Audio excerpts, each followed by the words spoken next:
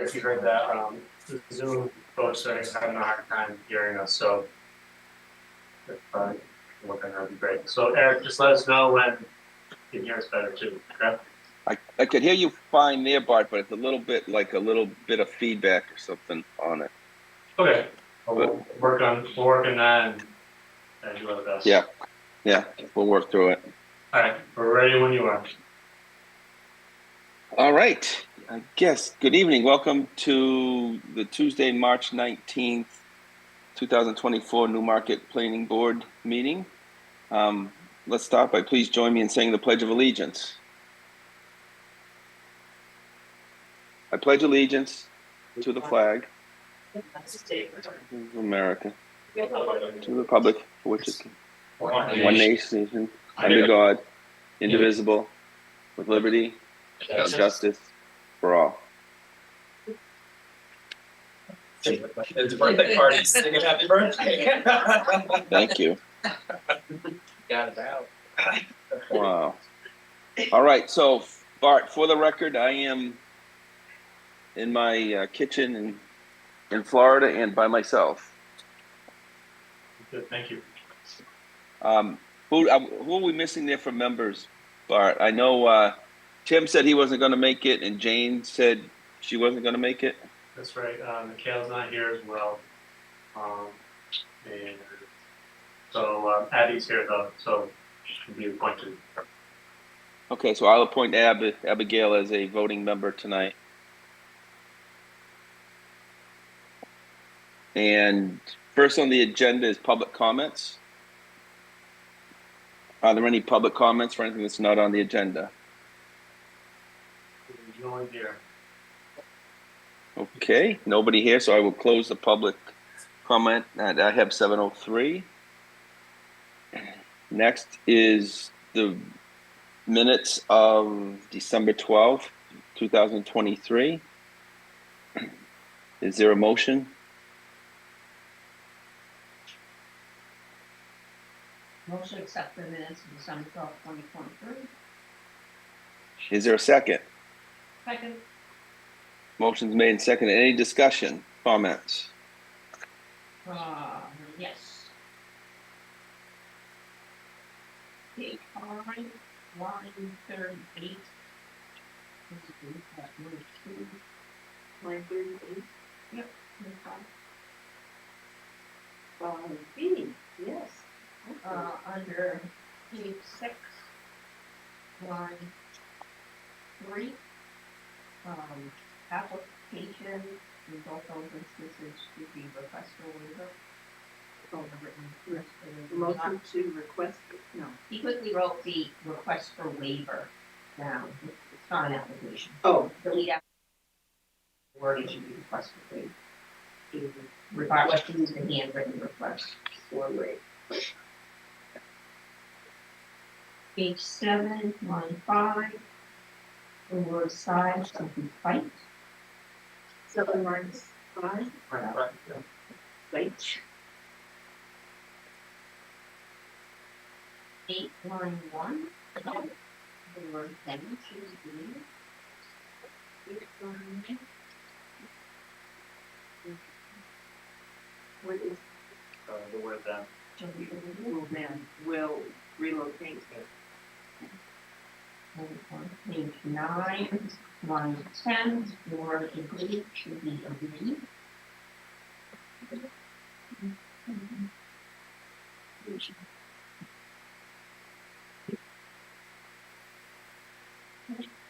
General comment, we can have over the conditions.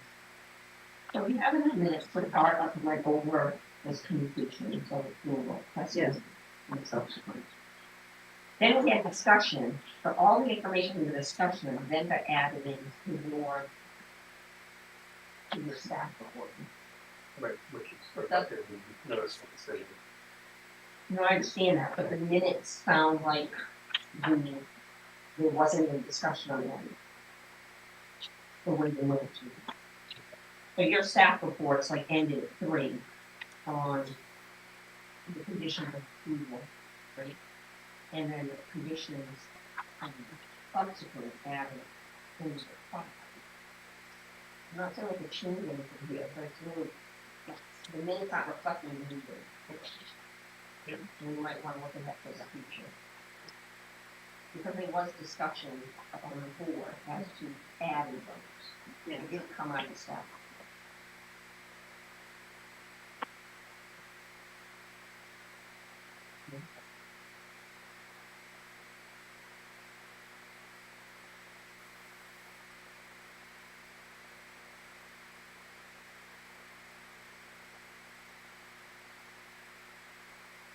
So there's motion on the table.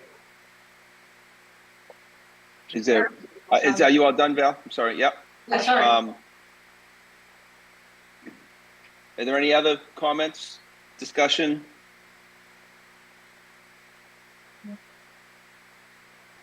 None. None, okay. Hearing none, I'll vote. All in favor, say aye. Aye. All those opposed, say nay. Motion passes unanimously. You want to abstain? Wasn't here. Some- You can, you should still vote on You it. can still vote on. I didn't watch the. 600. Correct? Yes. Okay.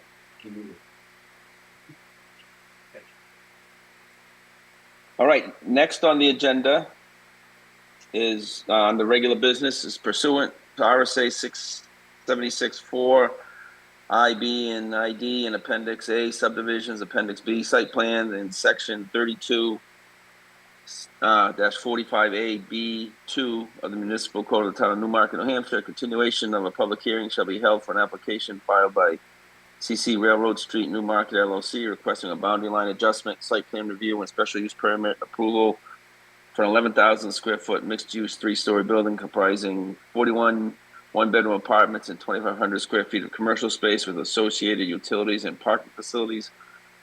Located on real property with an address at 3 Railroad Street, tax map U3, lot 138A, and 5 Railroad Street, tax map U4, lot 16, the M2A and the R2 zoning districts.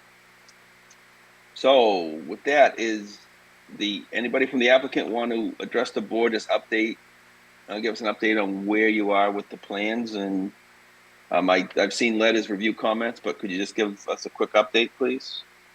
Yeah, you go, it's okay.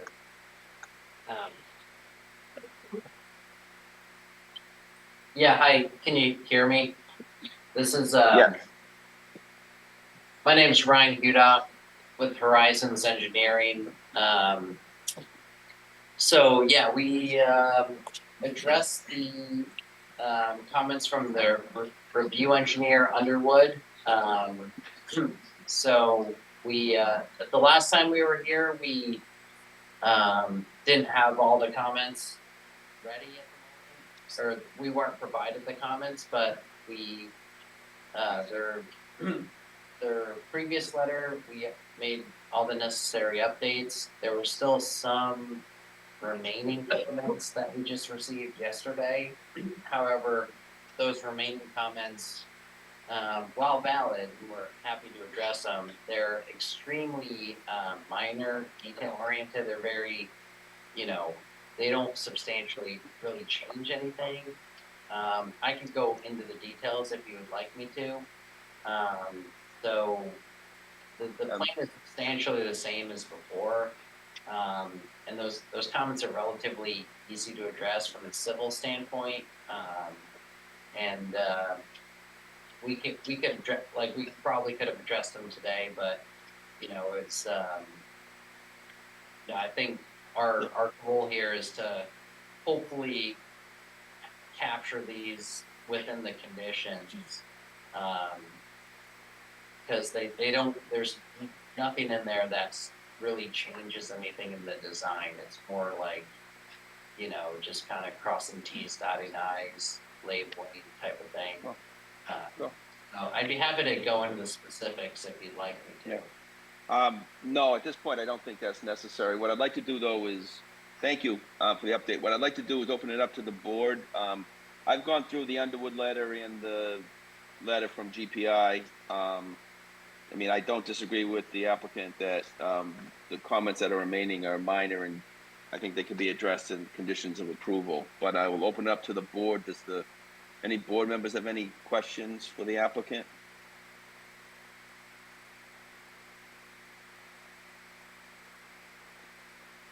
Um, so in reviewing the application, it appears the intent is to have all the mechanicals on top of the building. Is that correct?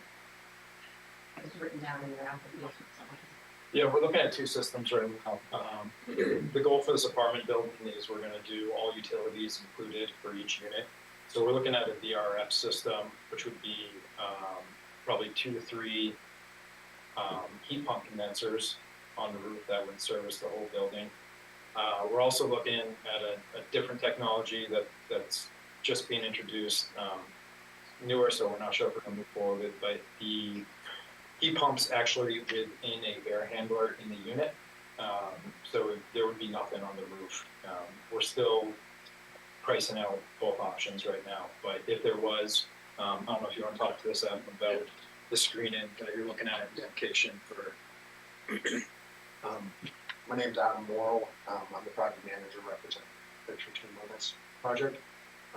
As far as the mechanical systems, if we utilize a rooftop equipment system, our approach would be to locate the equipment opposite the railroad street and the opposite South Main Street side, pretty much in that lower left-hand portion of the area. Exactly. Yeah. So that equipment. Yeah, so it would be back there. On the far side. Directly there. Yeah. Oh, is this the front of the building elevation? This right here is we're on Railroad Street, looking at the building, railroad That tracks. side would be if you're coming over the tracks. Exactly, right here. You look at So, the left-hand corner. yes. But the visual would be for the railroad. Yeah, that's, Yes, so this would be Railroad Street, so this would be Railroad Street, this would be South Main Street, and then counter to that, this would be South Main Street, and this would be Railroad Street. The idea being that we would locate the rooftop equipment in that far end, so that the vantage point from any public way would be mitigated through the general cornice. And there, Is that correct, sir?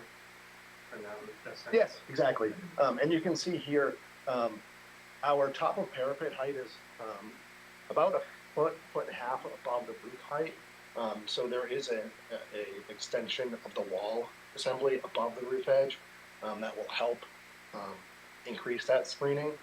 And then if at any point, the equipment size is determined through the mechanical engineering, that it would be visible, that could be addressed with either equipment mounted screening or rooftop mounted screens. But our intent is to locate it in such a way that it would not be visible by the public. And then upon receipt of the final product, we could readdress that and confirm that it will not be visible. And what's the difference in elevation from as you come over South Main Street, like over the railroad bridge through the top of the building? I think you'd have to go to the grading plan and Yeah, it's kind of buried in the hill. South Main. Oh, it's not stupid. Yeah, what's the building elevation relative to the street elevation? The top of the hill.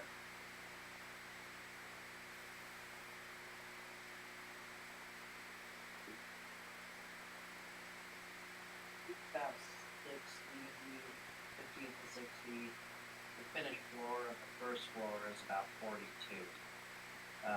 And the top of our roof, right? Top of our roof's approximately 76 feet, so it would be about 16 feet above the road. Well, coming over the bridge, you're looking basically at the top 4.5. Correct, and that was our goal with designing this. What it also gives us, if we can go back to the elevations part real quick. The goal is to really activate so tenants have easy access to walk downtown. That's second floor egress. We were able to, you walk right out onto South Main Street right here. Instead of having to come out this door and walk up the hill, you're already be up there and you can walk right in downtown.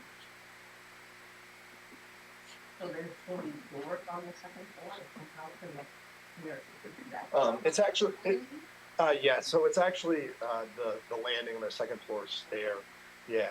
And it would be this stair here. I'm sorry, actually, no, I'm sorry, I'm confusing my project. It is on this level, it is on the second floor level, this. If you go to the, previous page, the overall plans, it would be this door here, which would be, a typical of the second floor. Third floor, obviously, would not have that door there.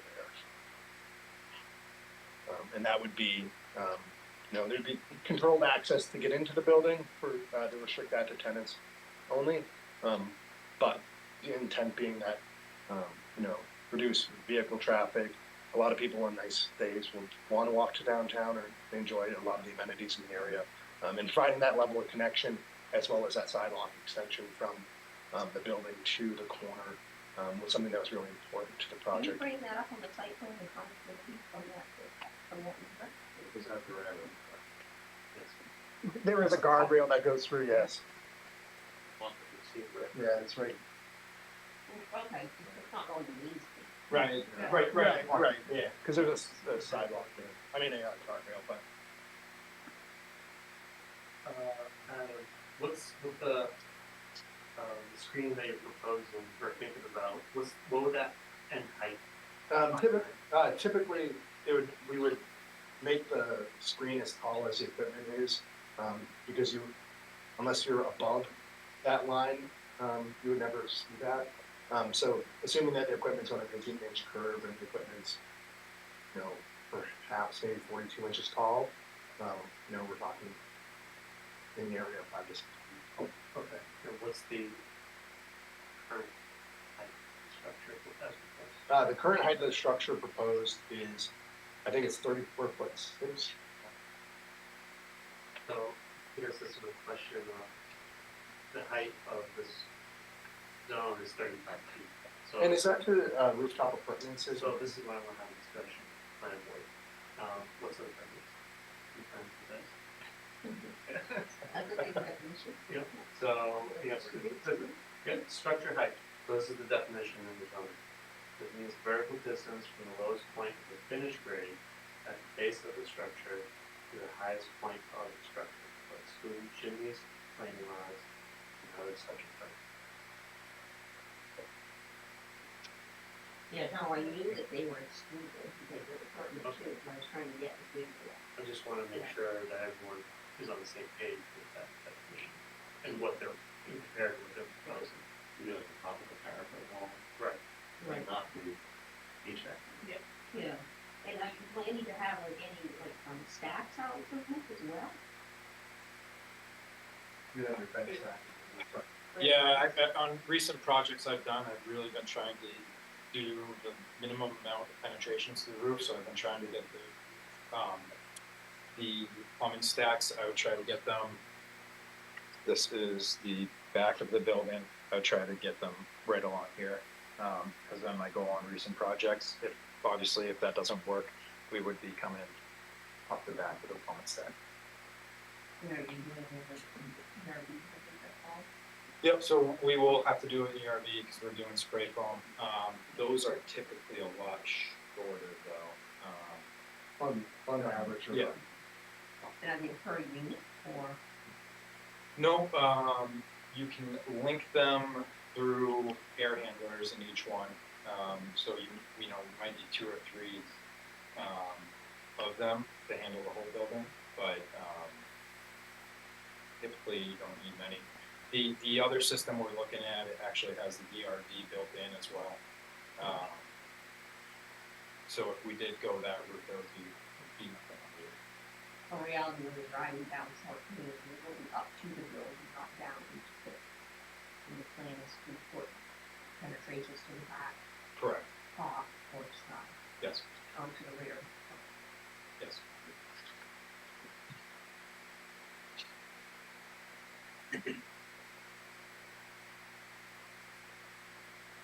All right, is that, everybody okay with that?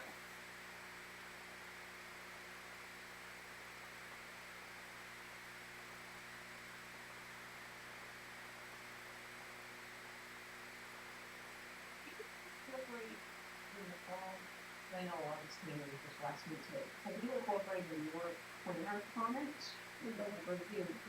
Yep. All of the items that we have been raised, Yeah, so, Right, but there's stuff that came in this today. right, so, I did this report for, So like the three, you know, the GPI. Right. so I would think, so we'll just talk about the GPI, letter that's in it. Is there any objection to what they, John is waiting to be read, yes. Hillary, you get this, can you let in, Parks and Rec get in? John?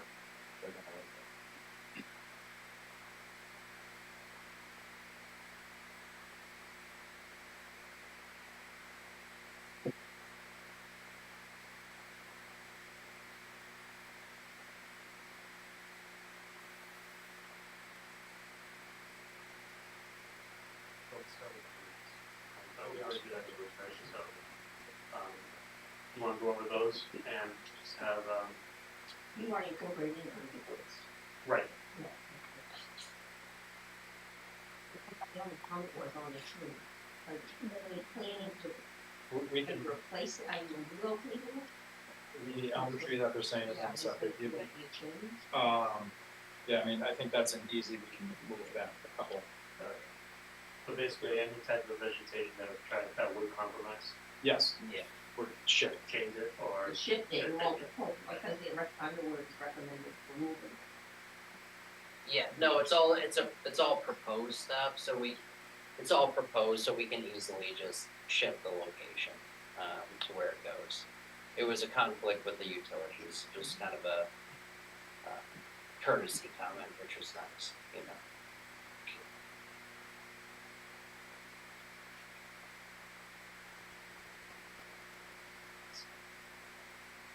Drawings?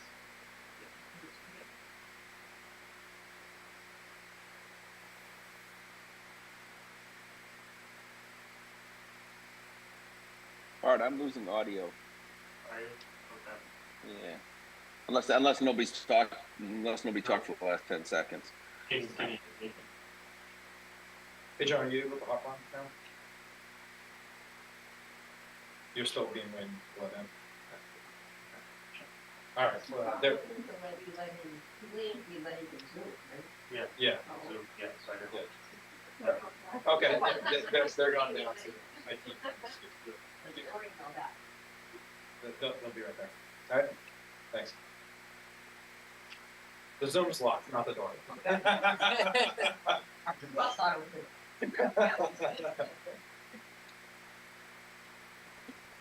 I guess in the meantime, I know Bart's out, but I could speak to any of the Underwood comments if you had specifics on. Okay. Yeah, does anybody want to talk about any of the Underwood comments? I went through their letter and I thought they were relatively minor.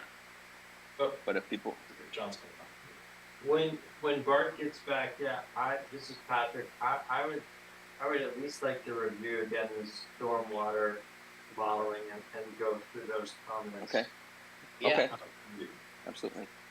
Because, yeah, I think we raised some questions at the last meeting also about the stormwater. Is everyone here okay if, when Bart gets back, when we have John's connection, if we go through the traffic? Yeah. Okay. Sounds good. Yep. John, can you hear us? Sure. Can you hear me? Awesome. We can hear you. Great.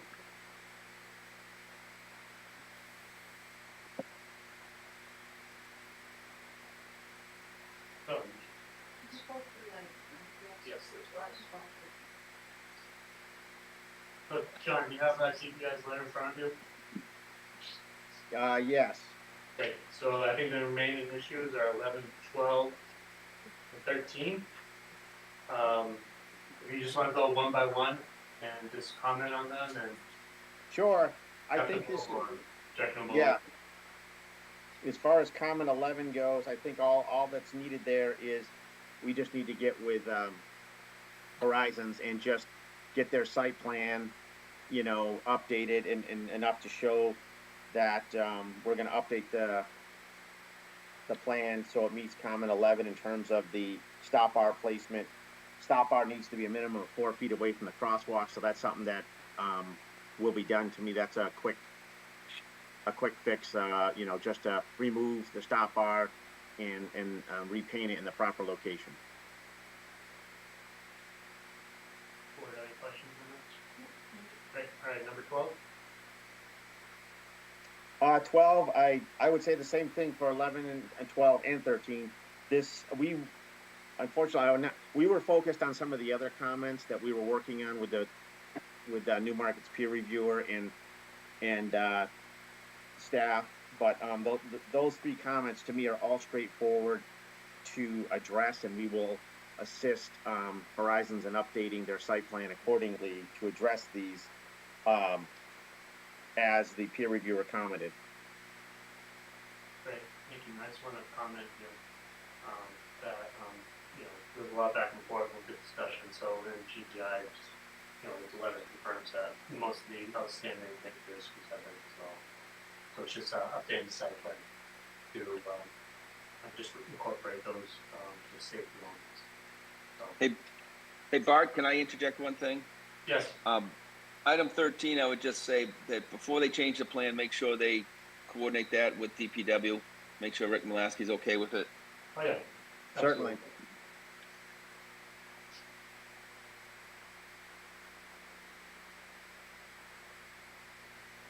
Anyone else have comments related to GPI's letter and the world practice?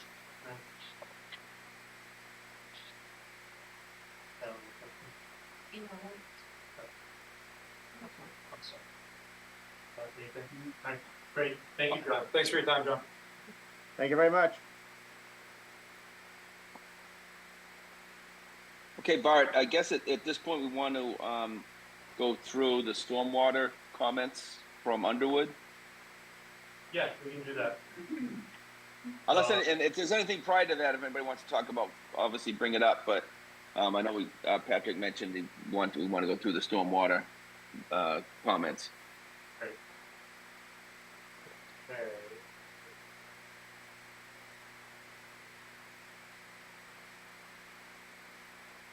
So it looks like comment 38 and 39.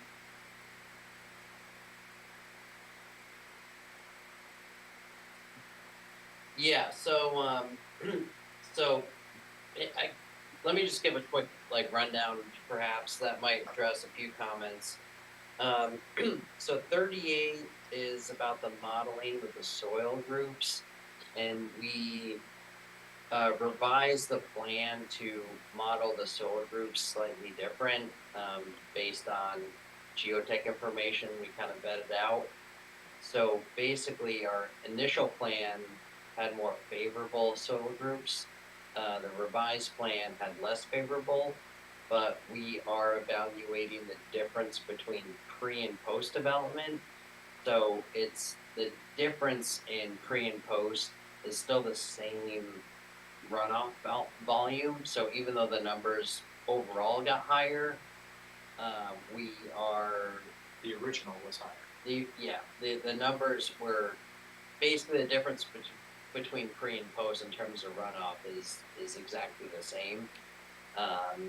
And it might be worth highlighting that the proposed plan actually reduces the post runoff on all the storm events, 2, 10, 25, 50, and 100, you know, based on existing conditions. So like right now, you know, all the storm events would produce more runoff than what is currently proposed. So it's a robust structure. It's definitely way oversized. It was somewhat voluntary because it's not necessarily required to do something this big, but we understand the implications with Moonlight Brook and the historic flooding.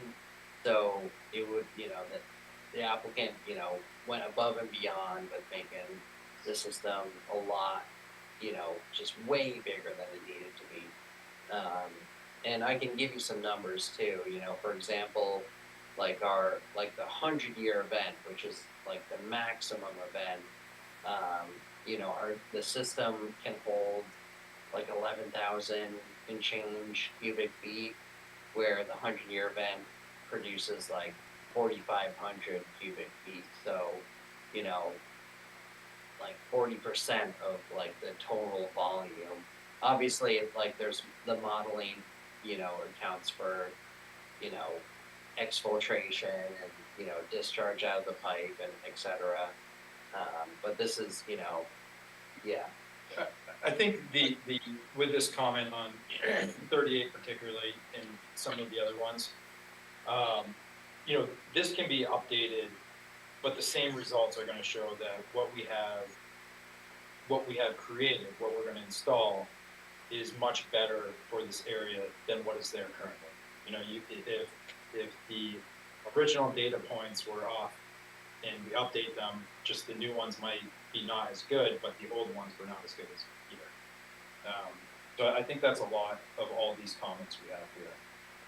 yeah, and going down the list, the infiltration practice, and it's a fair comment, I guess, just to zoom out and highlight, like, we don't disagree with these comments. There are definitely very fair points, and we're happy to address them, so we think, having them conditioned is very appropriate.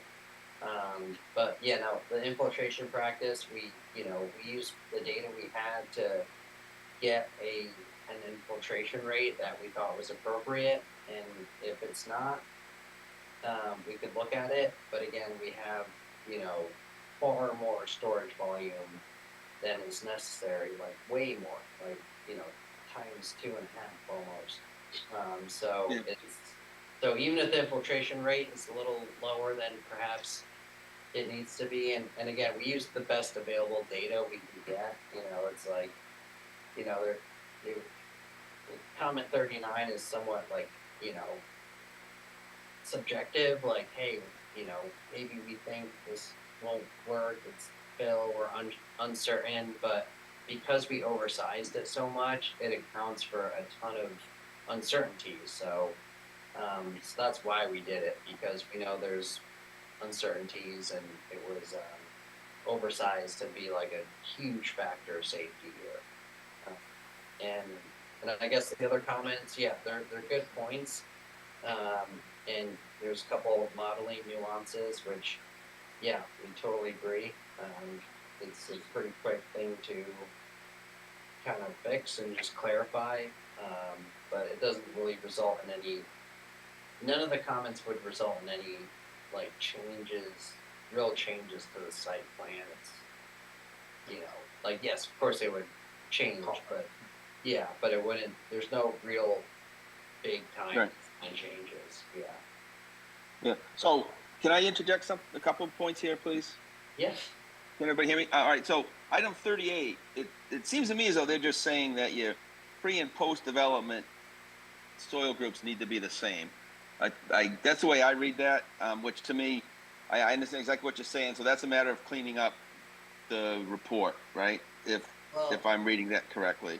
Well, they are the same. We went extra conservative. We modeled everything soil group D for both pre and post, so they do match.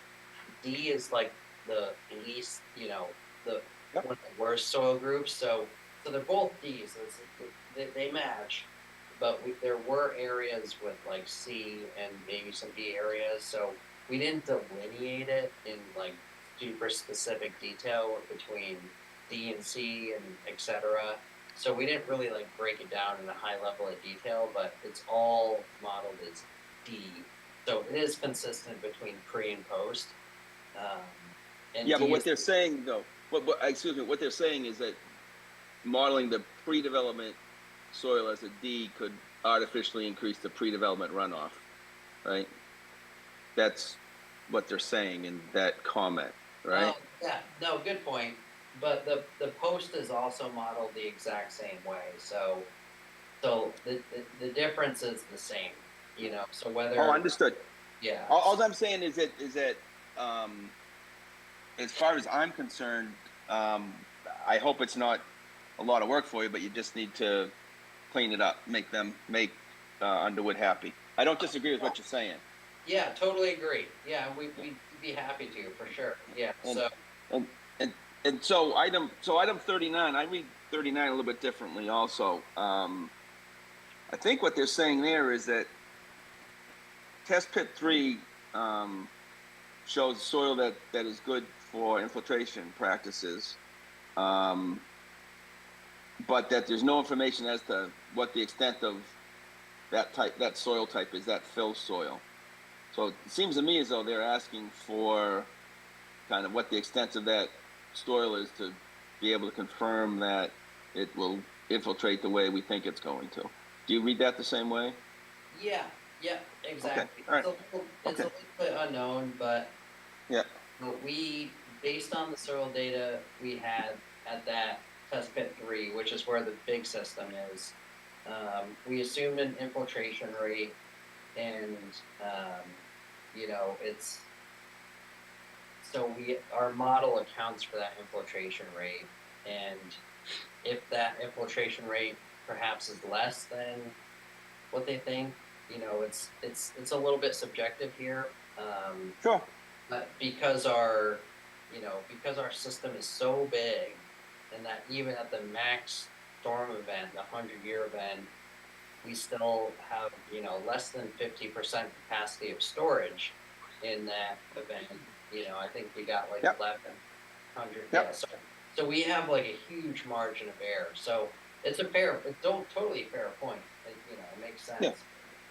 No, and all I'm saying is, from my perspective, just need to clean those comments up, and to me, that's a legitimate things to be done as part of a conditional approval.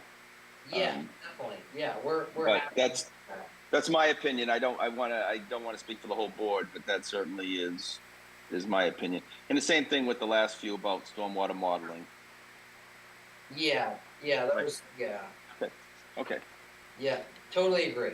Yeah, so yeah, Okay. we'd be happy to address those. Yeah, like I said, the design would be pretty much the same. There's no real changes, but so our hope is that we'd like to have those be conditioned. That's kind of our goal here, because they're minor enough, or hopefully it doesn't warrant another hearing necessarily. So yeah, we agree with them. No arguments there, and I guess zooming out to the bigger conditions too with staff report. We don't disagree with any of the conditions of approval. They're all fair and legitimate. So yeah, we're totally happy with all the conditions. All right, thank you. Does any other board members have any questions, comments, concerns about the Underwood review letter? I just had a question on the site plan number 12 parking layout. You said that for 12, there's no parking, so the site plan has 0 employee parking spaces noted. I was wondering to clarify whether that's the case. Sorry, no, I'm sorry, there are no, that might be a carryover perhaps from an older plan. Well, just for clarification, so line 18 are the only outstanding issues from Underwood, as opposed to the January 26th. Correct. I want to show you yes. Everything January 26th that's not on March 18th has been. That's correct. Yeah, so they dropped all the comments back from that letter, and only the remaining comments are there. So I just wanted to give the board a history, because we haven't met at that point, so. Yeah, I see that called out with my name. Yeah, that was a carryover. Yeah. Apologize. Yeah, there is no designated parking. I think Ben explained it very well last time with, the tenants and the, office space. They have, polar opposite work schedules. So, I think it'll kind of shake it out, which is So just a clarification, this is the response letter to from that we received, right?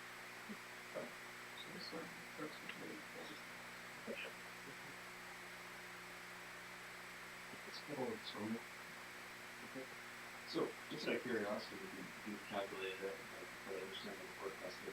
Sure. So this thing fills up halfway with water for about 100 years. Yeah. How long does it take for you to infiltrate? Is it days? Yeah, good question. I don't know if I have a hard number for that. It's it's a slow rate, so kind of the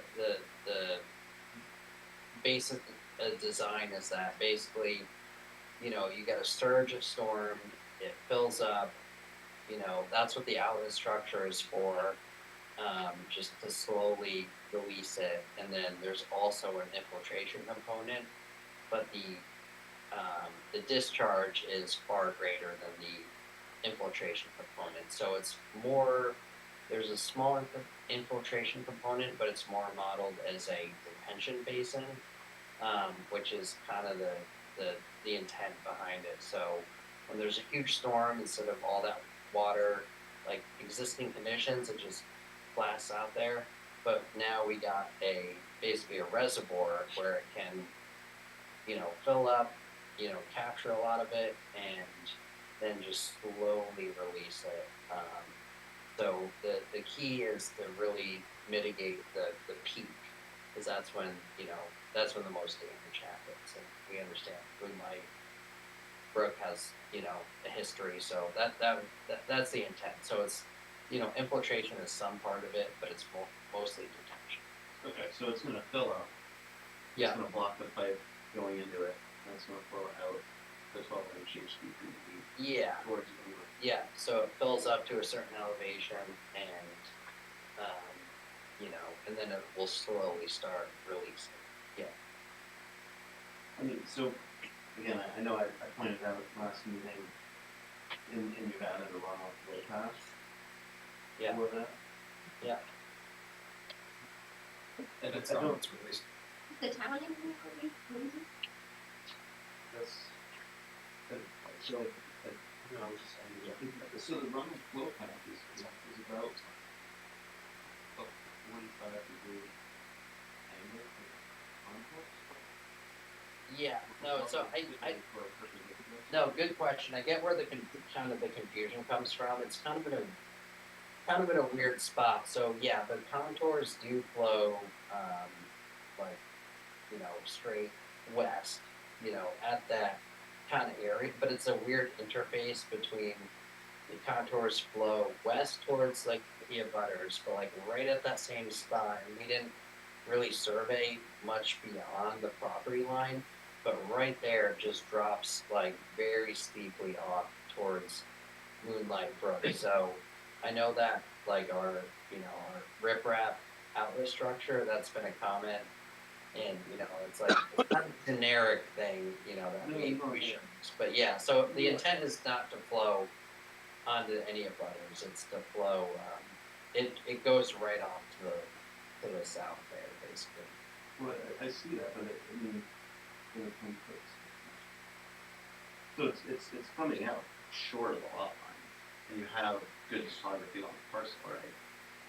And across that part of the parcel down toward the end of the lot line is essentially on the neighbor's pavement, like behind your lot pavement, close to it. Yeah, it's a weird little boundary. And I'm not saying it's a problem, right? I'm just nervous that the water is, like, we're gonna create a run for this neighbor. Yeah, The water will flow perfectly. Contours, and contours just won't flow at a 45-degree angle across the hills. yeah, no, good point. And it looks like it'll go down onto the pavement, and I just, you're talking the neighbor maintenance committee for Newmarket. yes. That's shooting straight down the hill. Yeah, the way you flow, like, the runoff pad flow thing, you know, Yeah. No, that's fair, and yeah, it's kind of a weird interface there. We can look at it, we can easily just direct it further to the south and just kind of make sure there's no chance of it flowing west onto the abutters. There's different things you can do, so, yeah. Would it make sense to have the town engineer look at that? Is that something that would make you feel more I think so. And, you know, just Sure. have them, and like Brian said, we can shift it, so if we need to mess around with it, we're fine doing that. I just don't know if it's gonna flow onto their property. Yeah, no, yeah, and it's a weird little area, you know, it flows to the west and then, yeah. And then like right from that point, even though we don't have contour shown, the topography drops No, dramatically down to the, No, understood, Yeah. yeah, it seems to me like it would flow into their parking lot. and Yeah. down the brook. yeah. So, yeah, we can, But even still, you're discharging it not just to the person at that lot, but the Yeah. downhill.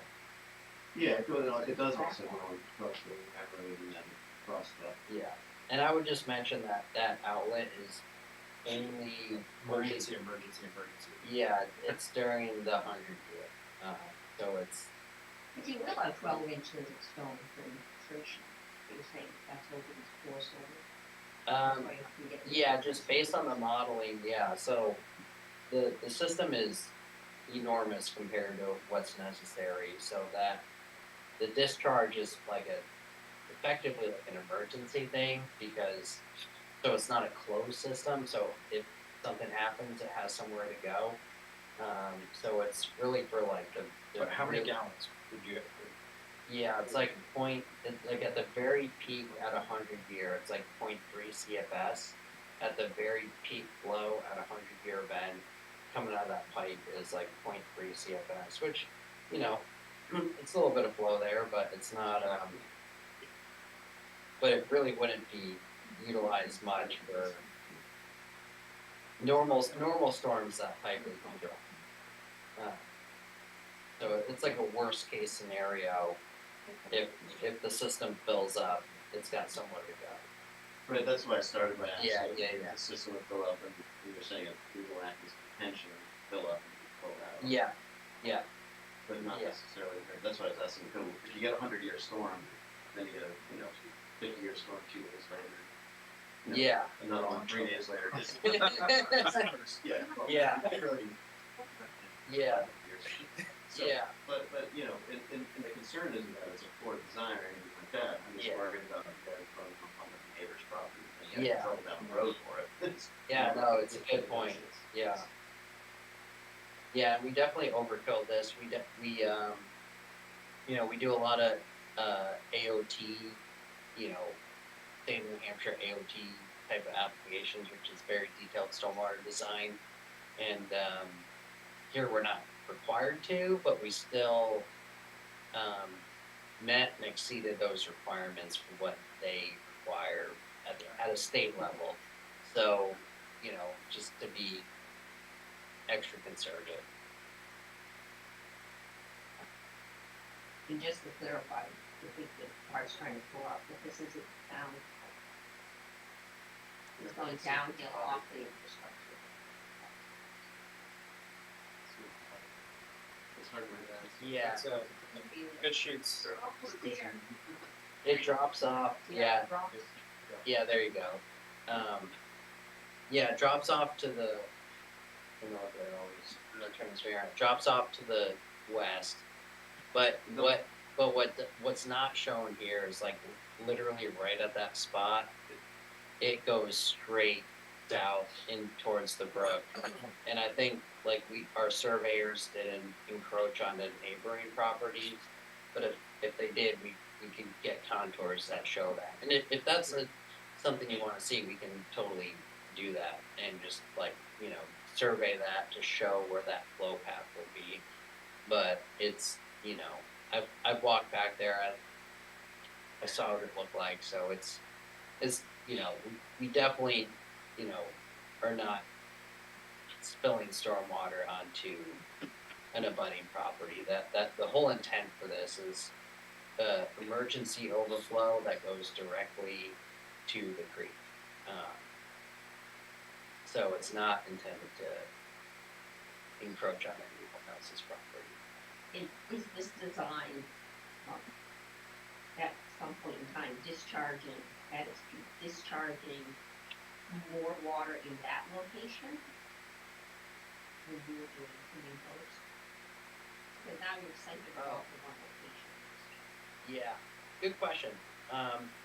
Yeah, the pre is, yeah, indirectly, yes. There's a small area that drains kind of towards the railroad tracks, but the majority of the site, like this is the end point for the discharge. Everything kind of pretty much the whole site flows down to the south from Main Street, and from a modeling standpoint, it all kind of the point of interest, the discharge point is like right there. So, so yeah, good question. So yeah, we did compare pre and post for sure there. It's the same discharge point for both, so it's kind of apples to apples.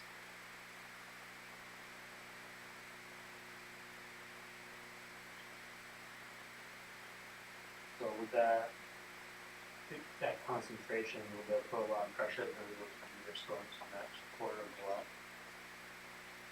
From an erosion standpoint. From an erosion standpoint, no, no, not from an erosion standpoint. I mean, the volume it's reduced big time. I mean, I don't Reduced have the from- report. Yeah, reduced from what it is. So if you look at our storm report, like the pre and post, the post is across the board, it's way lower. And then in addition to that, the current conditions is just regular grass and dirt. Well, where here it has a, riprap structure, and it's also being filtered through the underground system. So there's like really no erosion, concern with how this is right now. I really don't think there is. Yeah, I think that's what I was gonna, from this guy, concern on here, there was multiple 100-year events, which start to see, just that pressure point at that. Yeah. So what would that look like in that scenario? I know you, like you said, it's not technically required, but Yeah. reality. No, it's a good question, and I know the plan shows like kind of a concentrated point for this, but in reality, there's gonna be little to no water coming out of that discharge, because that system is so big to, absorb all of that. So it's not like we're just directing everything towards the creek. We got this enormous detention structure. Stick to your business plan. Yeah, exactly. Yeah. Did Lindsay see this? She was informed, she was sent to her, but she did comment, so, okay, I think, another, condition is having it confirmed. Just because I know she's really familiar with this whole area at this point, because of all the work she's been doing on it. So No, I think that's, I think it would be helpful if she has any concerns. But we'll infiltrate that. Yeah. Yeah. But So your not really intention. capacity isn't including the gravel structure below the actual system, correct? Or are you including that in the model? Yeah, everything's included with the gravel. So, everything's accounted for. So it's the lateral pipes, it's the surrounding gravel, and then it's the base material. So one of the comments was about the I guess native material being a lot of fill material, limited capacity to infiltrate. And it's a fair comment based on our test pits we dug. So we just assumed what we thought was a reasonable infiltration rate.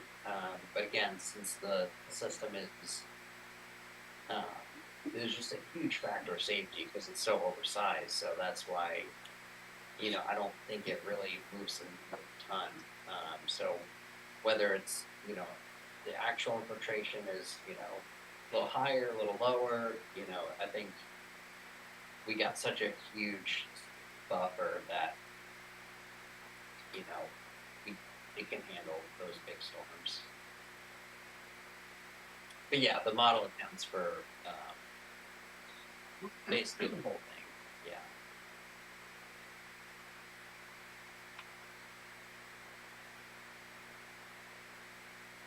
Anybody have any other comments relative to that topic?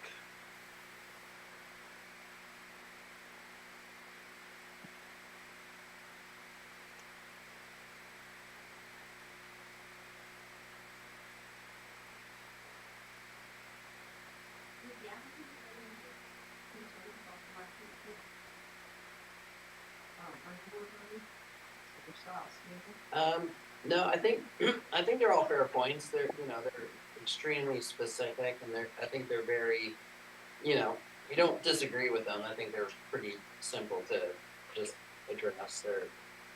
A lot of it's just kind of, you know, like I said, crossing the T's, dotting the I's, but nothing substantial. So no, no concerns. Yeah, just put it. Correct. Yeah, exactly. Yeah. And, you know, number 41, data. So, Yeah, and we actually got that established. It was kind of later, maybe a week ago. It took a while to get the system to work, but yeah, we got that addressed basically. so you're just providing that. Yeah, exactly.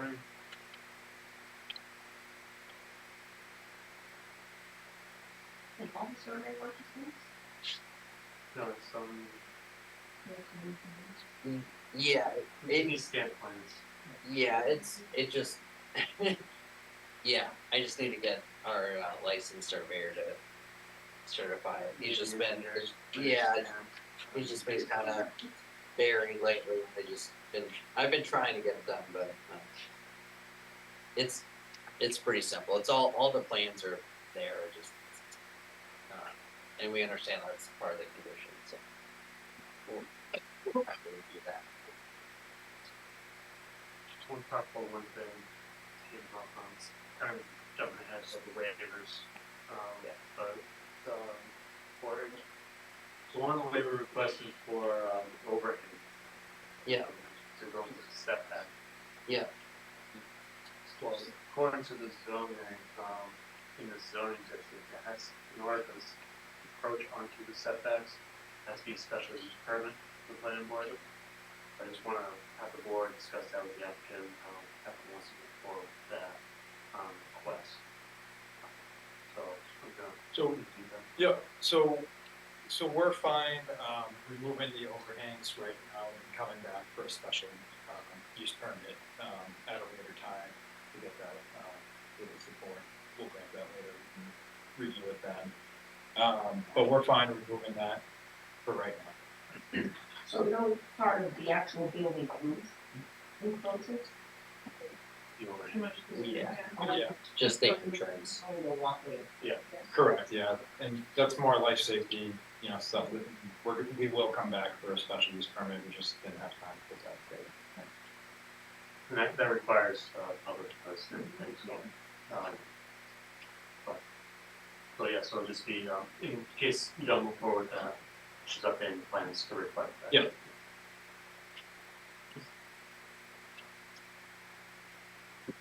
The two circle Oh, we can talk about that. is this one really, everyone, there's a lot of It's a lot merger plan. Yeah, it's a lot merger plan. Yeah, they're Right, yeah.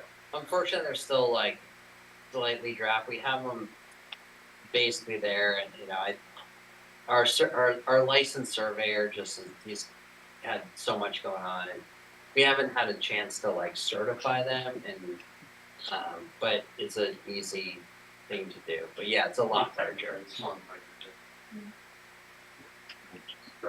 Yeah, we're not adjusting. It's just, It's just planning board has to,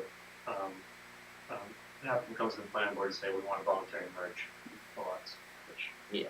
Isn't there a lot to it, you own both of them, that, you don't have to, but the problem is it's one building. Yeah. So you can't be forcing it. Yeah. I used to be able to push it. But the problem is it's one building. So, Because it could be an administrative thing, but right, it's just like Yeah. the building is on straddling both lots, then you sell the building. oh, Then yeah. I guess my part of my plan was we don't need to, just the plan. Just a merger saying, usually it's like a doc, like a note, like, if you want to merge it, it's a letter saying, Right. you gave the planning board, we agree, this is the merger. Yeah. And I think that's Because that was like a plan board signature block. Just- Well, On the survey. on the survey. The site plan can't be signed until. Yeah, I'm survey looking plan. at the. Yeah, that will be Visual reviewed. plans, like murder, but we said we don't assign and approve plan for report to report. Right, I think it's just more for our records that this was, you know, the planning board saw this, Gotcha, okay. you know. So we can Sorry. remove that cert, the planning board Yeah, signature since it's block. not technically a lot of adjustment. Yeah, and then, yeah, and I believe that's part of the conditions of approval, so that, This one doesn't. So. Yeah. But to Jeff's point is to name the plan correct. There's like a lot more. Yeah, this one's Yeah. definitely around here. That already happened. Yeah, this one already. oh, that old one, yeah, Yeah. Northern Plains, yeah, exactly, yeah, But this would become presumably the stamp plan that goes with the application of the entire property. exactly, Yeah. yeah. And that's on on record, because I think that boundary is a little complicated there, so this is just one clean plan to just kind of cement it.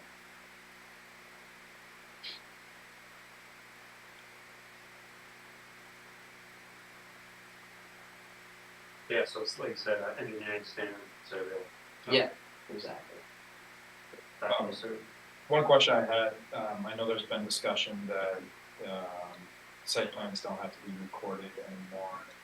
it's still not there yet, but So my, if everything goes well and there was approval and then that got removed, I would file or amend it, asking for a waiver. okay.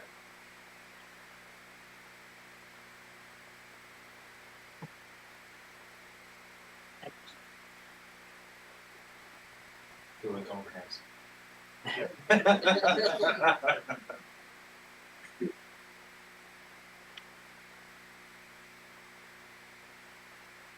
Anybody else have any other comments or questions?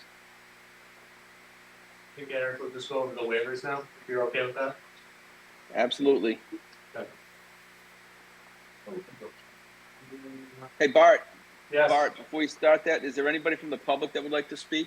I can't see the whole room. No, I don't see anyone here. Okay. Does anyone on Zoom?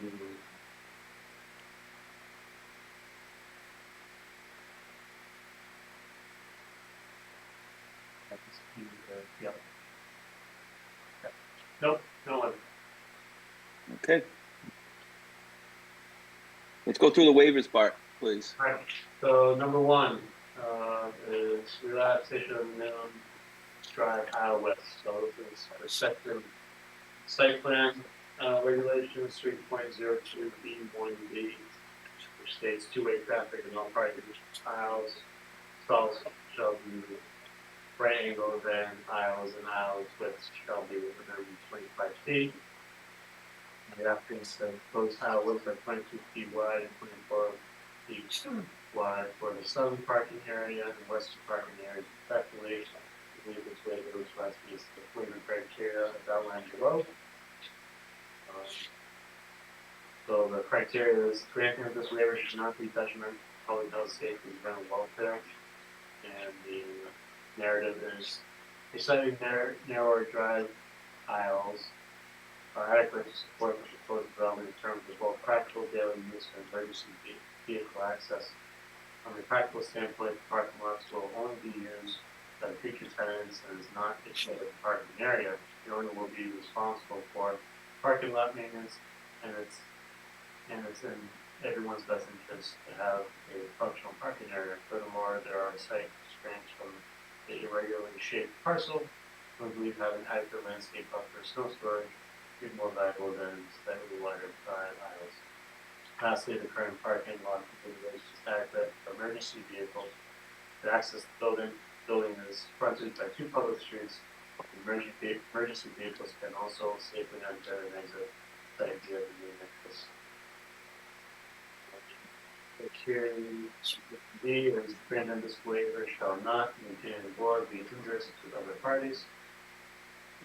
Cited narrow drive aisle would have no effect on other parties, it would only affect the owner and future tenants, but in anyone's best interest to have functional parking areas, previously discussed, would not affect the town in any or any abutting property owner, I think it'd be less desirable to have other parties to have 20-foot drive aisles because it would reduce the amount of landscape buffers that will increase impact to others. And C, declaration and granting of this waiver shall not have the effect of nullifying the intent or the purpose of this regulation. Granting the waiver will not be nullifying the intent and purpose of the regulation. The need for 25-foot aisles is legitimate and not being disputed. We are only asking for relaxation in this particular case because it's a private parking area. The site was significant constraints with no anticipated negative impacts as a result of a slightly narrower drive aisle. With respect to regulations as written and are not attempting to negate them, it's also understood that this waiver has been granted for past projects situation. Was this presented to the TRC? I'm looking at the waiver at the time. We did not have the waiver, but we had the same drive aisle. Correct. Yeah. And was there any report from their time? No, they did, so there was an emergency, There's a chart. chart Yeah. for, Yeah, but Rick had no issue from an emergency service. you just want to see the vehicle get in and out. Yeah. Yeah. Yeah. I will make a motion to grant the waiver requested by the applicant for section 5.1, on section 302B1B, to reduce the required minimum aisle width for the proposed widths to 22 feet and 24 feet as shown on the code. Thank you, Val. Is there a second? Motion's made, second. Any discussion? Hearing none. All those in favor of granting the waiver say aye. Aye. All those opposed say nay.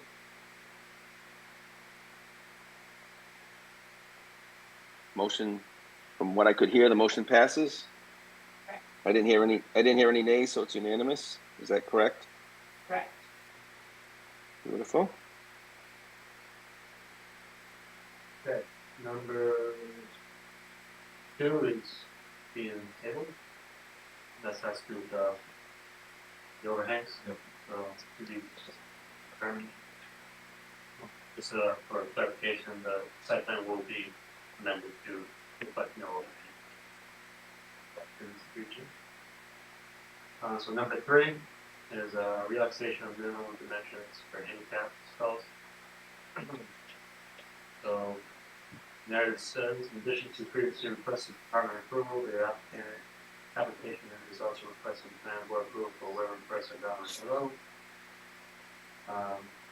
Section 302B1A2, which states handicap parking stall shall be large enough to fully contain a rectangle 8 wide by 20 long space. Most handicap parking stalls are all 18 feet deep by 9 feet wide. We made this waiver requesting the criteria down below. Section A. The grant of waiver should not be detrimental to public health, safety, and general welfare. Narrative states that shorter parking stalls are adequate to support vehicle parking for handicap parents for practical daily use.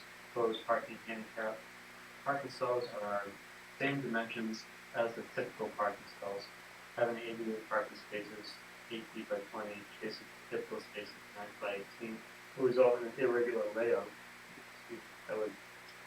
That is perhaps more detrimental to the public health, safety, and welfare. Consistent parking stall dimensions within the parking area expect to increase overall safety and welfare. Capacity to handicap parking stalls still contain the basic access tiles as required. The granting of the waiver shall not continue before the ingress to other parties. This slightly shorter drive aisles would have no effect to other parties, would only affect the owner and future tenants, but it is everyone's best interest to have a functional parking area as we discussed. Would not affect the town or any other property owner. In fact, it would be less desirable to have inconsistently shaped parking stalls within the common parking area. Stating to grant of this waiver shall not have a result of nullifying the intent and purpose of this regulation. Grant of this waiver, the need for adequate handicap parking area and areas are not being disputed. We are only asking for the relaxation in this particular case because uniform parking development motions appear more beneficial. No anticipated negative impacts. Respect the regulation as written, and not to negate them. Also understood that this waiver has been granted in past projects.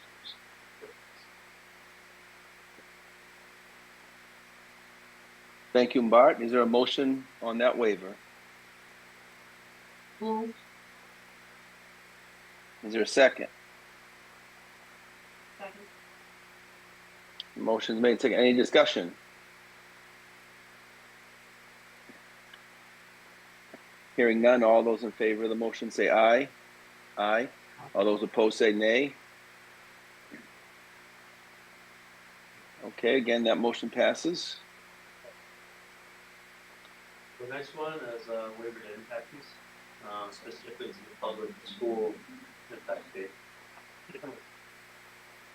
Alright, in addition to previously requested site plan approval, the applicant has also requested board approval for this waiver request regarding public school impact fees on chapter 32, section 238, tab 4 of the zoning ordinance for the reasons set forth below. We believe a waiver should be granted for public school residential impact fees under 32-238 and 4, which states the town board may waive the impact fee assessment where it finds due to conditions specific to a development agreement or other written conditions of lawful restrictions applicable to the subject property that will not increase the demand on capacity of the public capital facility or system for which the impact fee is being assessed. All size of the proposed residential units between 547 square feet and 680 square feet are such that they are not suitable for families with children. Of the 217 one-bedroom apartments into the applicant's portfolio, not one has a family with school-aged children. Thus, the granting of the requested waiver will not increase the demand on capacity of the town's school system for which the public school residential impact fee is assessed. Furthermore, the project is removing a 3-bedroom apartment from 5 Railroad Street. This apartment has previously had numerous tenants that had school-aged children. New Hampshire RSA 674:21(5)A is clear. Upgrading existing facilities and infrastructure, need for which is not created by the will not be paid by the impact fees. Respectfully submitted. Applicant.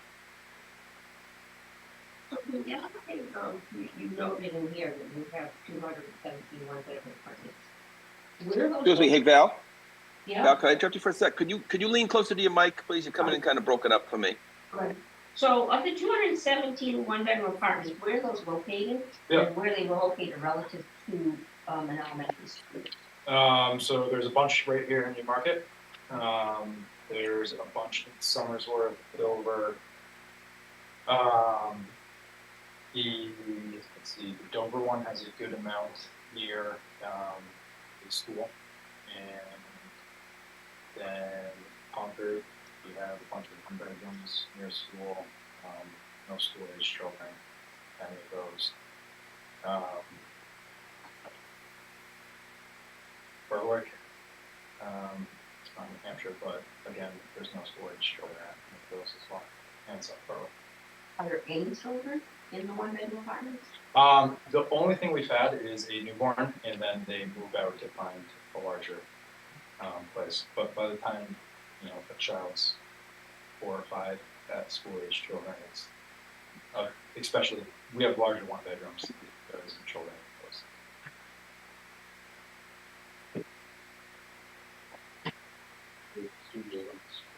those. Correct. These are one-bedrooms with a wall. I mean, a studio with a wall.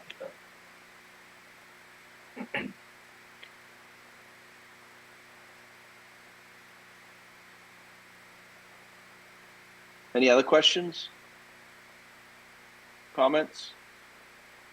So if someone built a mixed building, the 20 2 bedroom units and 21 bedroom units. They only have to pay the tax fee on the 2 bedroom unit.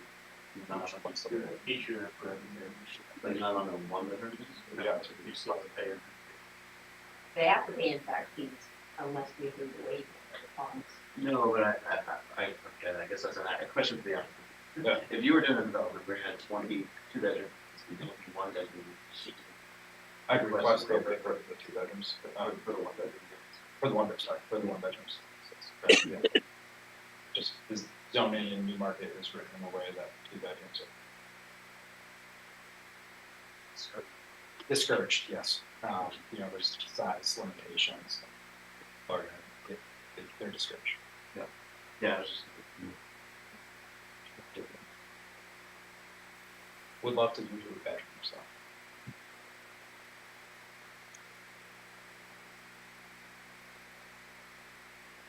So what's the pleasure of the board?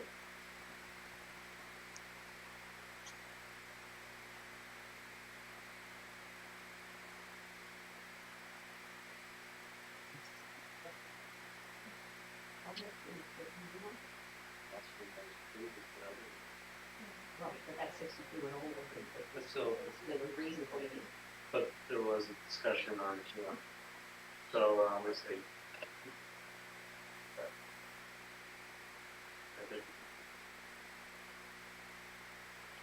I think Gene on the one on, I just really have to look at that one.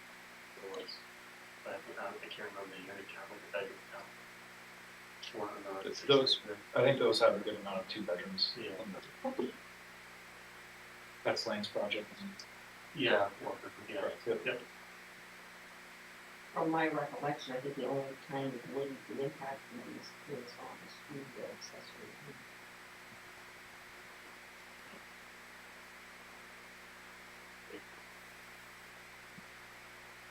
So I guess the question is, how do you view these units right now? I have a question, I'm not, this is just because I don't maybe understand. Is it specific to the need to upgrade existing facilities because more children are being brought to the school district? That's, The that development has is to be the condition that we're looking correct. for, right? It can't be traffic or something like that that impacts the school district. It's the students Just the entering students. the Okay. system. And I think there's 2 other important factors. The enrollment in Newmarket has continued to decline, where even if there were more children added, it's really not going to impact the cost of the school. The other factor is the RSA in New Hampshire is very clear that if there isn't an impact on this, you can't charge impact fees if there's going to be an impact.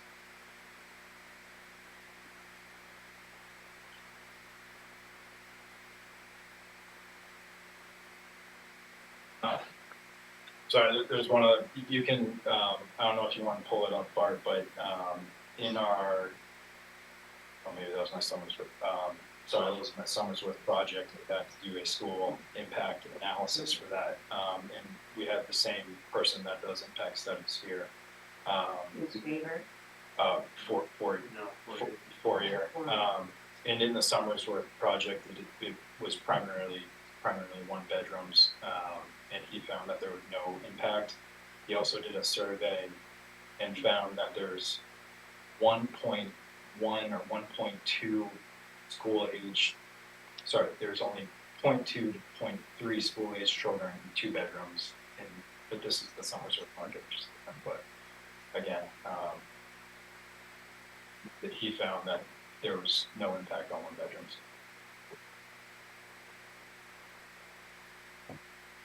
Chris, did you think it had to give a report to substantiate this request?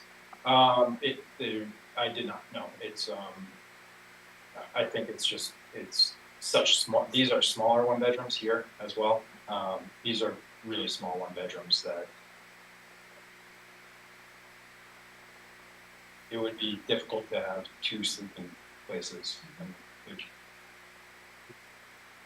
I would do this way too, ADU size.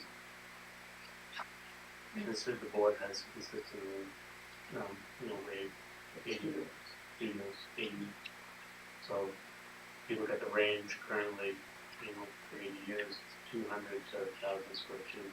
It's variation, but Yeah, we waived the studios because we thought they were really not gonna keep sleeping place if you get one full room. Those are the four. how big's the bedroom? But I think that's the issue. So you do have two sleeping spaces if you want to utilize the room for that. I mean, I don't think that. I think the state of the RSA is pretty clear. I don't think that we're gonna find that if there is an occurrence of a child living with units, it's gonna be in 41 of the units. Yeah. That's right. I would think it would be. And the other thing that has to be factored in is that I'm removing a 3-bedroom, Right. which has has had a lot of school age children.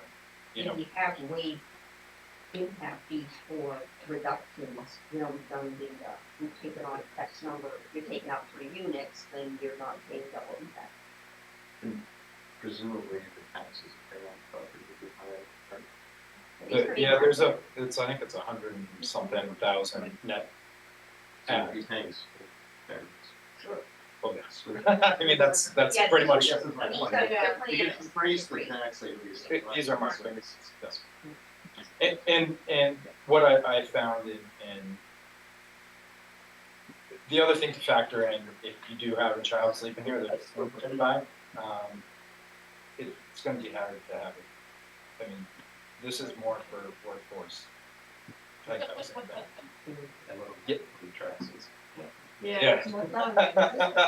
At night. I don't trust. I'm down the street. I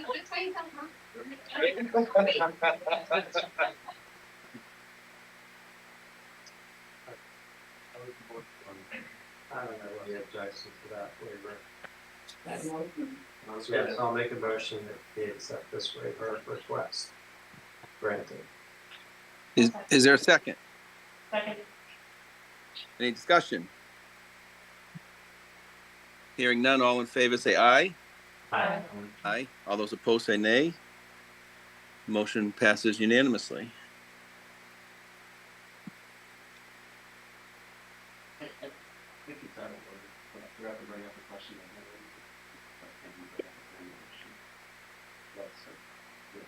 we haven't voted on it. So, just a quick question, the ADA spots, is the concrete sidewalk in front of those parcels of pavement? Yeah. So, are there parking stops proposed there? Yeah, no, great point. Yeah, it's flush with the pavement, so we don't necessarily need any ramps or anything like that. Let's make a parking stop, so. Yeah, we could put some parking bumpers there. Yeah, that's easy to do. Just right in front of the building. C101. Site plan? Yeah. Yeah, we Where are can. you proposing it? Yeah, in front of the ADA spots? Oh, I see. Yeah. Like right on the sidewalk in front of the door. Yeah, no, good point. I think we'd be okay accepting that as a condition, but update with the other things to include those. Isn't this the proposal of cooking? Well, And You don't have the tip now. that area is flush. Yeah. That's what I was looking, I didn't see a ramp. so I Yeah, figured it's exactly. Yeah, good catch. Yeah. Yeah. Action road, the front entrance there, whatever the side. Yeah. That's kind of the entrance, right? Yes. That in for Yeah. people that live there. Yeah. Yeah.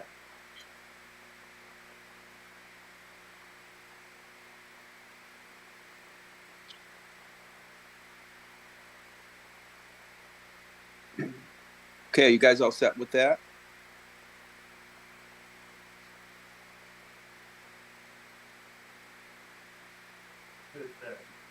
I can't, well, I lost you there for a minute, Bart. Yeah, I think we're good. All right. So Bart, why don't you continue on through your notes? I think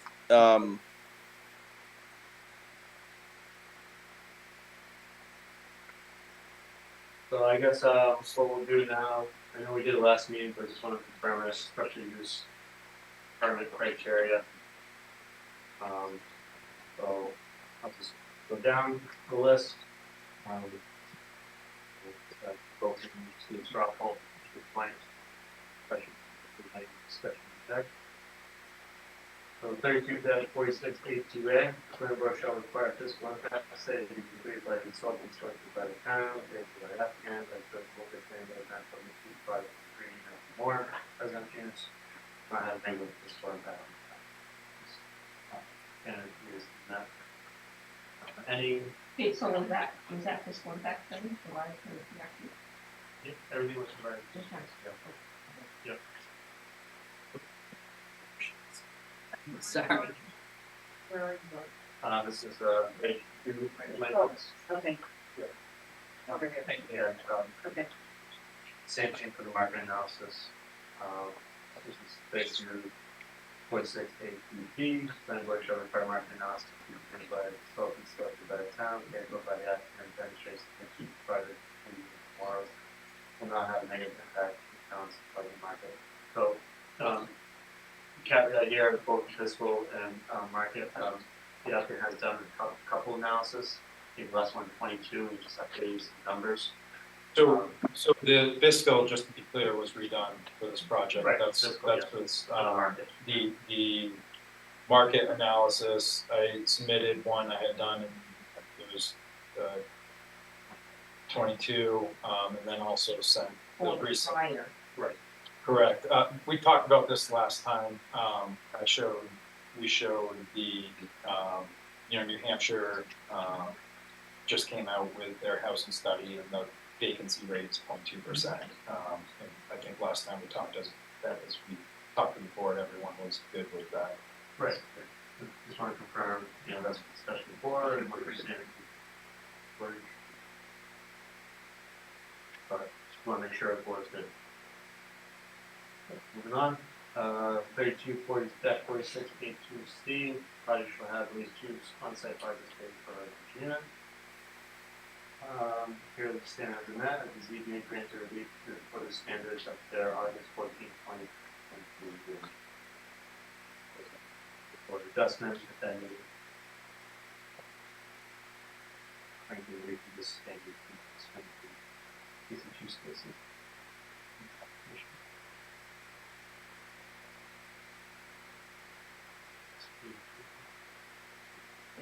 Doesn't matter. I know, just. 32-4682B, multi-family residential use, no commercial use in the building shall be limited to no greater than 4 residential units. Residential units constantly. Here's the standard, and that is the commercial element is incorporated. Next one is 32-4682E. No residential unit shall be located in the street level space if the building has frontage on North Main Street, South Main Street, or Exeter Road. And here's the standard has been met, and the DBA granted relief for the standard of August 14th meeting. 32-4682F, multi-family residential condominium unit as so should not exceed 1,200 square feet, do not have more than 2 bedrooms, residential apartments in the zone, do not exceed 1,000 square feet. Do not have 2 bedrooms. Here's standard than that, the units will range between 400 and 547 to 600 square feet. Last one about the waiver, for request, so. Given criteria, what have been presented to the board, here's lots. Any questions?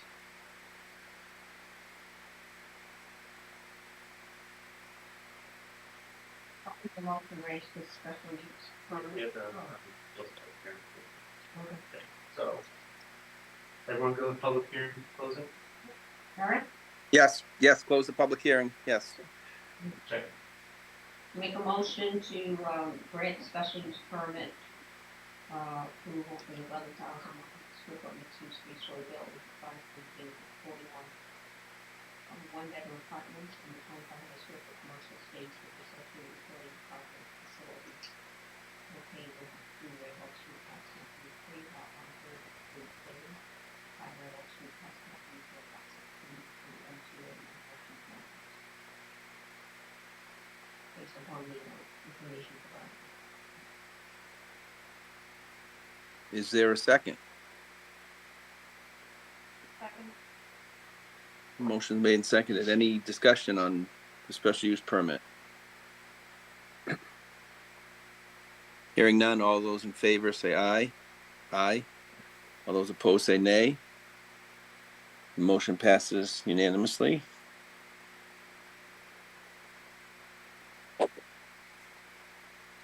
Bart, are we gonna do the site plan next? Yeah, you want me to go through the conditions? Yes, please. Okay. So, these are the recommended conditions of approval for this application. Conditions precedent, all conditions precedent as enumerated below must be met prior to the issue of the building permit. This is on page 3, chapter notes. Number 1, the applicant shall submit a revised, we're gonna fix that. Shall submit a provide boundary, survey, boundary line survey to the, director of planning community development to fix, the existing conditions and conform to class standards pursuant to section 4, class standards of planning state of subdivision. And this will go to town Newmarket and stamped by a New Hampshire licensed surveyor. Number 2, So, this isn't about one, so how do you let him, this is a lot larger? Well, you gotta do both, right? You still have to do both. boundary line survey, correct? And, In a lot, you still have in to the lot merger. formally merge the lot. But not a boundary line adjustment, it's a lot merger. Well, not, Oh, so lot merger is a lot merger, and then the boundary line, boundary survey. yeah, the boundary survey, Yes. And a lot merger. not a plan. A A lot voluntary merger. merger, okay. I haven't been through a voluntary merger process myself, so, but I know it's. you Lot just gotta- merger application or request? It's a request. You want to read what you changed, boundary line survey and So the boundary line survey and a request of merger. The director of planning should be from.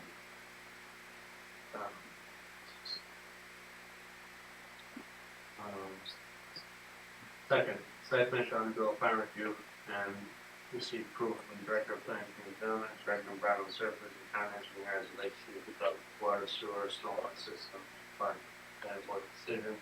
That was rendered on March 19th, 2024. The applicant shall submit the revised site plan that has been approved from town staff and had endorsed by the planning board chair, subsequently reported as well in county needs. The applicant shall submit an updated stormwater maintenance plan from planning department and town engineer to review for approval pursuant to these standards enumerated in section H. Stormwater BMP inspection and maintenance plans, appendix C, stormwater management regulations. This is for town of New Hampshire. Applicant will confirm with the fire chief the new fire hydrant is needed. If needed, the applicant shall depict that location and detail on the hydrant, detail of the hydrant on the revised site. 6, applicable, the applicant shall submit all state and federal approvals. The street name and numbering shall be assigned by the town's 911 coordinator prior to issuance of the building permit for dwelling units within the development. And all fees particularly related to this review, of this application incurred with respect to the town's engineering review services, the wood engineer and Freeman Davison and shall be paid. Condition subsequent.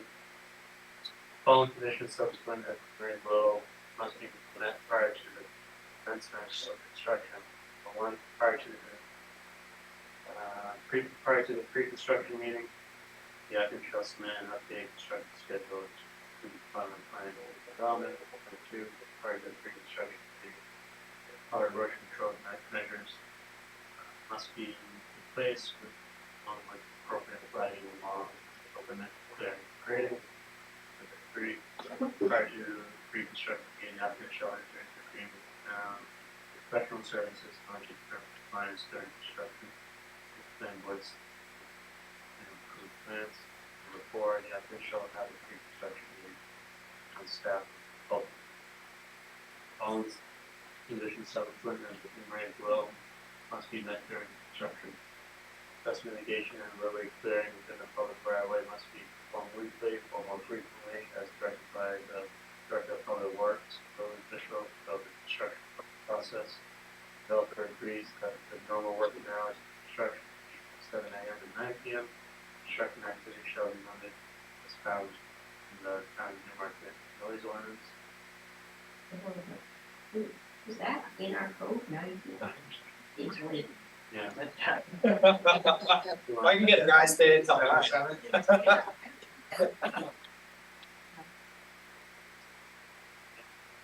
is in our code? Yes. No. Grab our. I don't think I could get someone to stay past 3, so. Yes,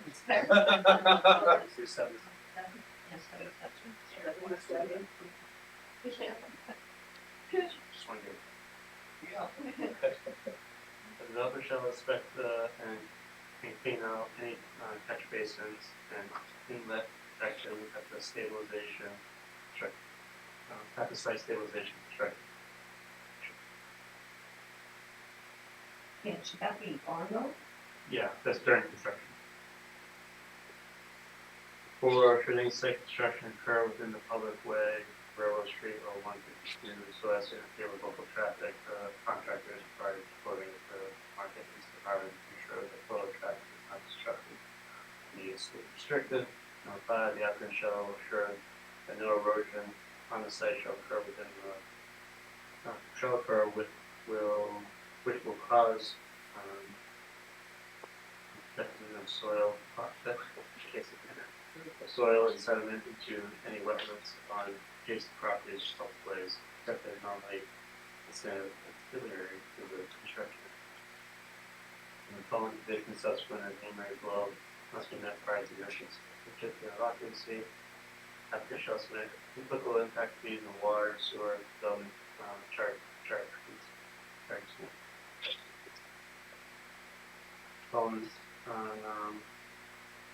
Following schedule shall apply. Public schools is waived, so recreation facilities, $279 times 241. Just confirm the number. Sorry. 1,439. For one question on that, would you take out the additional 1 unit that we have right now, or that would put it right now? Since we're reducing 1. It's not a 41 unit? No, Yes, no, but they, yeah. we're taking a unit out of Newmarket right now. Yeah, I'm fine either way, I was just curious how, if it needs So weight. you're really 41 units, you're taking 3 out, you're really looking to do. Well, no, I'm taking 1 residential. One residential. Right. 3 units. A multi-unit. No, it's a Verizon engineer. Oh, okay. Yeah, so just 1, 3 bedded. You have to submit a week. Yeah, but We reconsider, or you want to? I'm We can always come back. Okay, so I think we're discussing it. The system double charges, water connection to. Residential units was $2,040.22 times 41 units is $83,649.02. So confirmation of anticipated gallons per day usage by the Department of Environmental Services. Now, 2 commercial space is $2,332.00 subject to confirmation of anticipated gallons per day usage, Department of Environmental Services. Wastewater connection fee, residential units is $2,272.08 times 41, which comes to $93,055.28.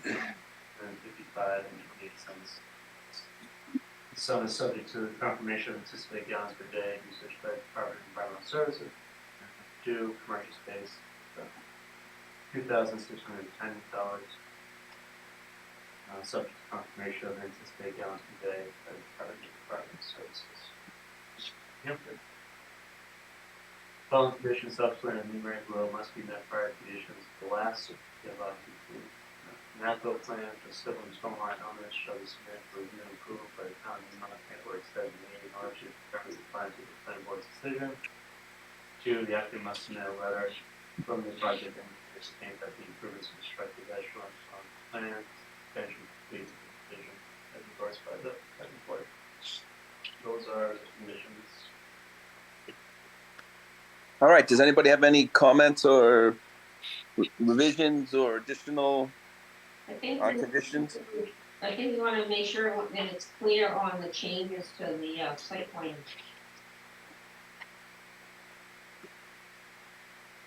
So As Yeah. far as final revisions, Val? Yeah, so the 3 items in the GPI report, Yes. Yep. okay, I think Art covered it on, as far as a final review by the town engineer under the stormwater modeling. So Yes. that's covered under the investigation. yeah, I know it, and then also for the gross food drainage structure. The plans have to be updated, remove the overlays, approaching setbacks, the parking lot stops along the sidewalk. Yep.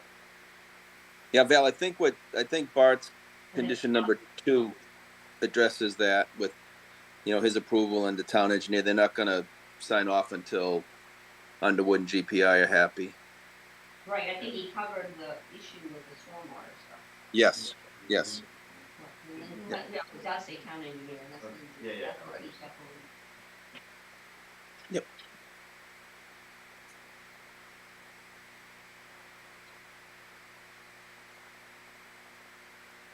Anybody else have any comments or revisions or discussion? So, Bart, you still have some more stuff under here, like the address, I just want to make sure that that's covered in the motion. Well, I think in the motion Besides the say, plan. yeah, so we do have to do that.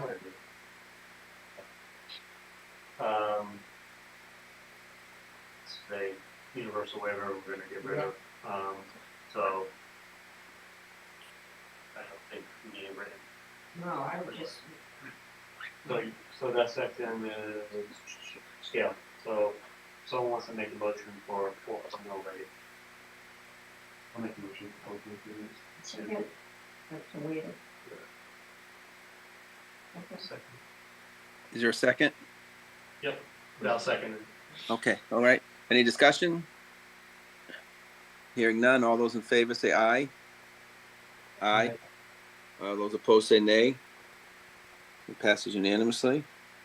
So we got, again, stormwater, so just, I just go through these comments that I have and just address them one by one. One is, related to snow storage, just have to confirm the locations, add a note saying the excess that reaches capacity, just truck up. Yep. I didn't see that. Is that fine? Yeah.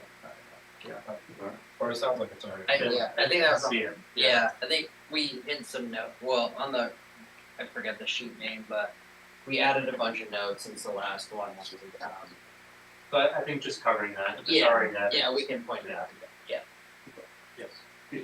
Can we, since they were agreeable, can we add the 3-0 to the I put it already. It's already in there. I added it. Yeah. Thank you. Yeah. Yeah. No, that's okay. So again, the one about vegetation has been resolved, we're going to remove it, the other one. So just a, again, this kind of Underwood comment right there, about, running test pits, where the tie-ins where the water service lines are. I think we agreed to that already. Same thing with the sewer lines. Confirm with the fire chief, on location of hydrant if needed. PUD that was granted. Let's see, information. So again, just make sure that the boundary survey, plan conforms to all standards. Okay, with this updated plan, and then also add in a sentence on there saying all plans meet the current standards set forth by the New Hampshire Code Enforcement Licensure and the Hampshire Landscape Association. And just tying up things. And then also just list the variances too. I don't remember again. Just make sure those are on the site plan. I think they were, but just confirming that, and then that's it.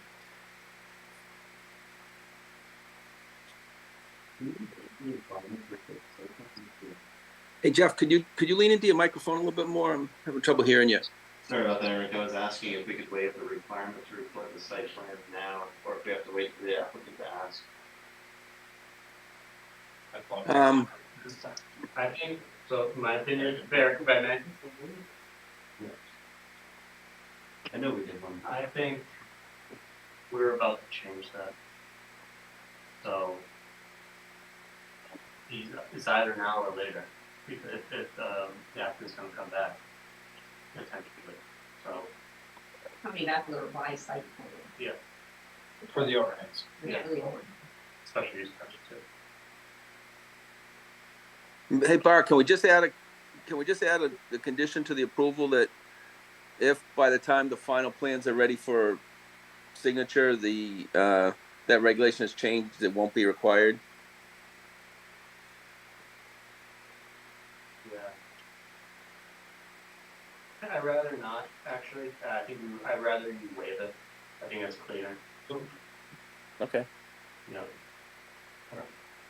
I guess my concern is if this were to be approved and I were to start demo, yeah. are you going to make it be recorded until I can? It's building permit. So I want that building permit. If you're demoing, I wonder, we wouldn't require it. The planning board city says when you pull the building permit. Is Newmarket doing demo permits now? Yes. Okay. Yeah. I just thought it was. Okay. I think the board just whatever the board wants to do. I actually have no problem waiving it if the applicant wants to ask for a waiver. I think we're heading down that path anyways. Yes, I would like to ask for a waiver for. Thank you.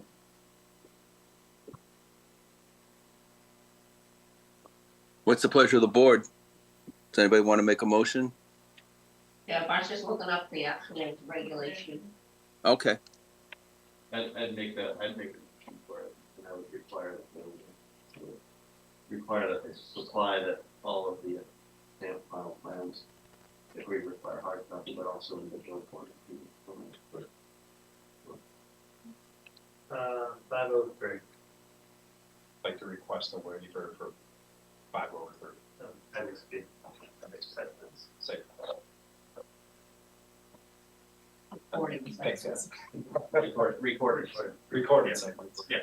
Thank you. All right. Is there a motion?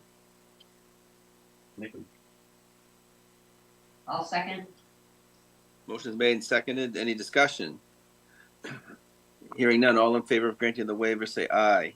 Aye. All those opposed say nay. Motion passes unanimously. So Bart, based on what we just went through, we're at the point where I can entertain a motion for the site plan. Yes, I think we're at that point.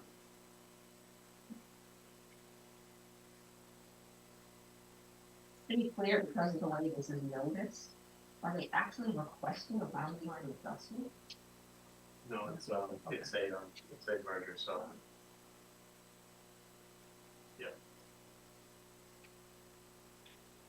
Bart, just to be clear, with the merger, that doesn't have to come back before the board, it's all. It's just a letter. So you just submit a letter to the board, you don't have to come. Okay. And it's then the board. Voluntary Yeah. Yeah. This one was recorded. This is done. Yeah, it's done. Yes, Yeah. yeah. So the Norway Plains merger of the lots. that's the one from the bottom. So that's, Was it Free River? Can I just clarify, so you want a boundary survey, but not a surveyed merger plan, so the Correct. merger is an administrative thing? Correct. Okay. Okay, Which is required, which is recorded, yeah, the letter. the letter, Yeah. yeah. So, I guess, so the boundary survey, it would match the, Norway Plains plan, which has been recorded, Well, no. or hasn't not been. No, but the four, the small one below is being merged. So from 3 to 5. Yeah, so you need a new plan showing that, It would basically be, Which you already have. which we already have, yeah. yeah, if those lines were removed. Okay. It was shown as a single parcel. Yeah. After the merger. Oh, okay, so just, You could even just the leave it one shown parcel, The line, it doesn't really matter. Yeah. I think the idea is so that I have a stamped survey got it, proving that the proposed improvements are on the parcel. yeah, You know, the Okay. overall boundary. got it, And the overall boundary. okay, perfect, thank you, appreciate it. and is the site plan being stamped by the surveyor? Yes, no, the boundary, boundary, Right, right. So, So. Because of the map we recorded. correct, Right. but it's So still been it's certified. traditionally a survey, standard, Right. you have to record it. So, But when we change, we're not gonna remove that requirement, we'll get rid of the wording. right, so We'll still anything, require the site plan. Okay. correct. just Yes. the boundary only, that they're showing that Yep. the boundary the surveyor intended is shown. Oh, yeah, exactly. So- Exactly, so we're removing the requirement to require the registry, but we still want it certified by a licensed professional. You guys, do you have any questions on that? No.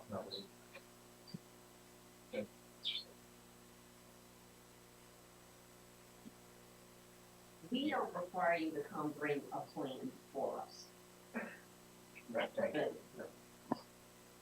What the registry wants is different.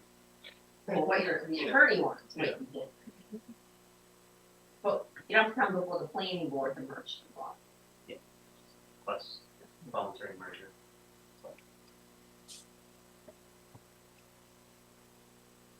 Basically, they have to submit saying we're merging with voluntary to the plan board, and then plus, okay, understood. Was that your opinion to during a lot? If you want the voluntary merge. But the, sorry, the boundary survey plan accompanies that?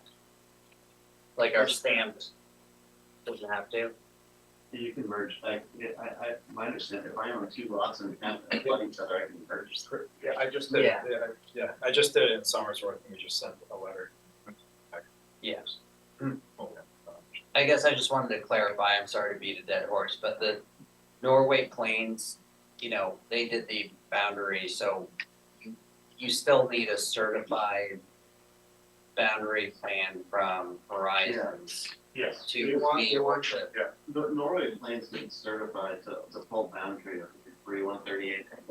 yeah, Because they're showing the dash line, but this other survey by Horizons certifies to that boundary as well. And that will become the overall boundary of the 2 merged parcels. yeah, So that's the key as to what you can show. okay, The exterior of the combined fully parcel, yeah, parcel after both of these plans. got it, okay, Which Norway Plains, like I said, doesn't cover this, that line right there. yeah, On the other plan. Yeah. I mean, they show a dash, but it's not the actual variance. gotcha, okay.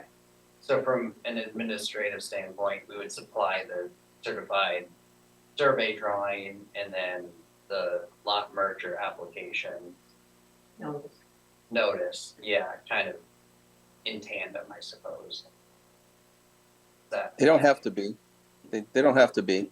The boundary plan we need to have as part of the package for the site plan approval. And Oh, the merger notification you can give us anytime. okay, Well, got it, thank you. Presumably, you do the merger before, so that we're not approving something that doesn't quite exist yet. So you submit the merger. So we'll just say prior building permit, the notice of merger will be filed, for the planning board. Okay, yeah, Perfect. Because that technically should be prior to Final approval of the site. final approval, yeah. And it should Yeah. The approval of the lot merger be soon, final. Yeah, that's part of the building permit thing, so. All right, yes. Or through the plan. Right? Are there any conditions, because there's the demolition of the building on the site that have to be met related to that permit? No, not by planning board, but by ordinance or zoning. They have a whole. Well, they, Yeah, so I just wanna make sure that there isn't anything we have to consider of that. We've received, we had the NH State, sent that to you when we were originally got this project, the historic, New Hampshire State Historic Yeah, I came saw out and approved that they're okay with demo. Sometimes you have to get that. This isn't just approved, but that hasn't been done. so any state approval prior to building permit. That's the only thing. All right.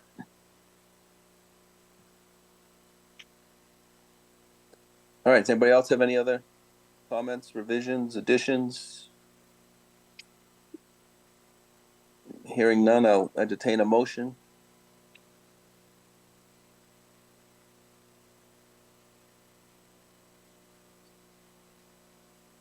I'll make a motion that we approve the, site plan application filed by CC Railroad Street, Newmarket LLC. Requesting site, for a site plan. It is 11,100 square foot mixed use three-story building comprised of 21 one-bedroom apartments and 2,500 square feet commercial space with an associated utility and parking facility. Located, 3 Railroad Street, tax map 3, lot 138 Main, and 5 Railroad Street, tax map 4, lot 16, in the M2A and R2 zoning districts, subject to the, lot merger being finalized, and the site plan, changes identified in the town planner's report on March 19th, 2024 being completed, as well as adding 2 additional parking stops at the 8 new spaces.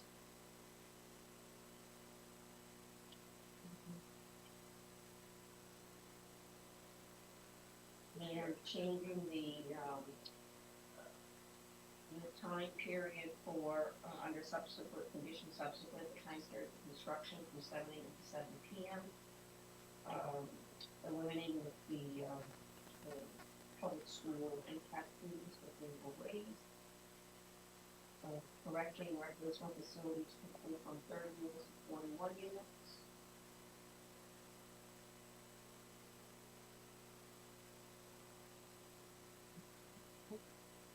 There was a change in number 1 where you called it commercial.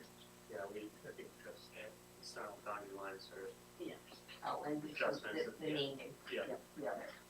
Naming on the conditions precedent is, subject to the revision of the boundary line survey in the lot merger request to the record.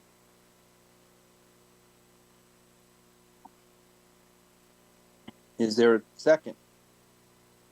Second. Motion's made and seconded. Any further discussion? Do a roll call. Roll call? Yeah, so I'll do it, Patrick. Aye. Yeah. Aye. Ed. Hi. Val. Hi. Aye. Eric. Aye.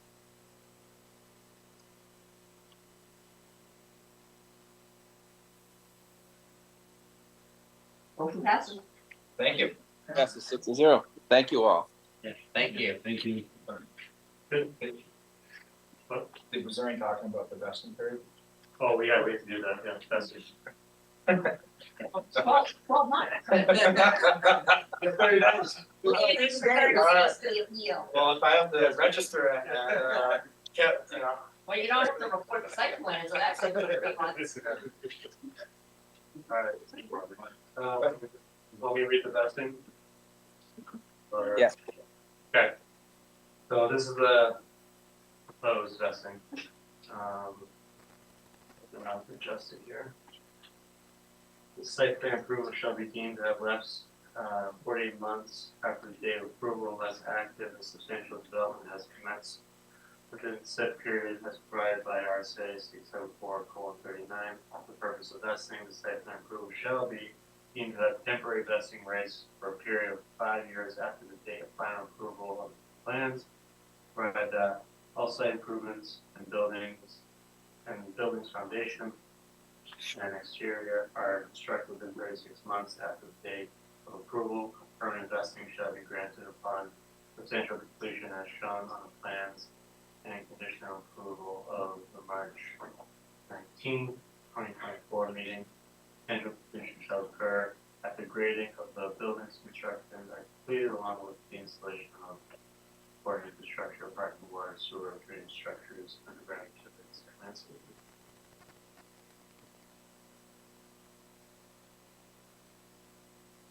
Any comments? Any comments on that?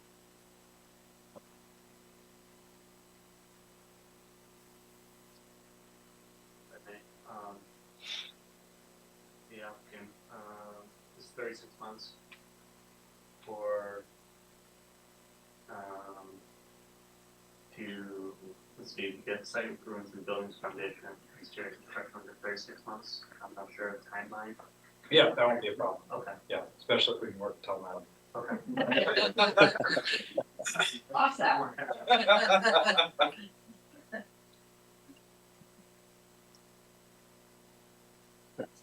Anyone, any objections, revisions?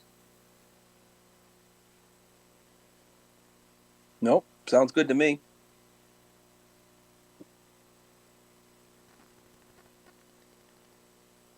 And, you want to read the fields? Yeah.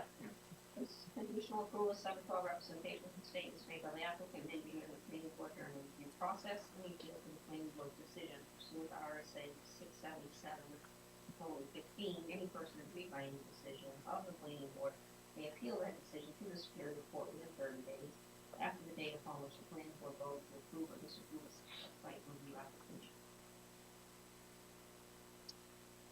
Awesome. Thank you very much. Thank you. Thank you all.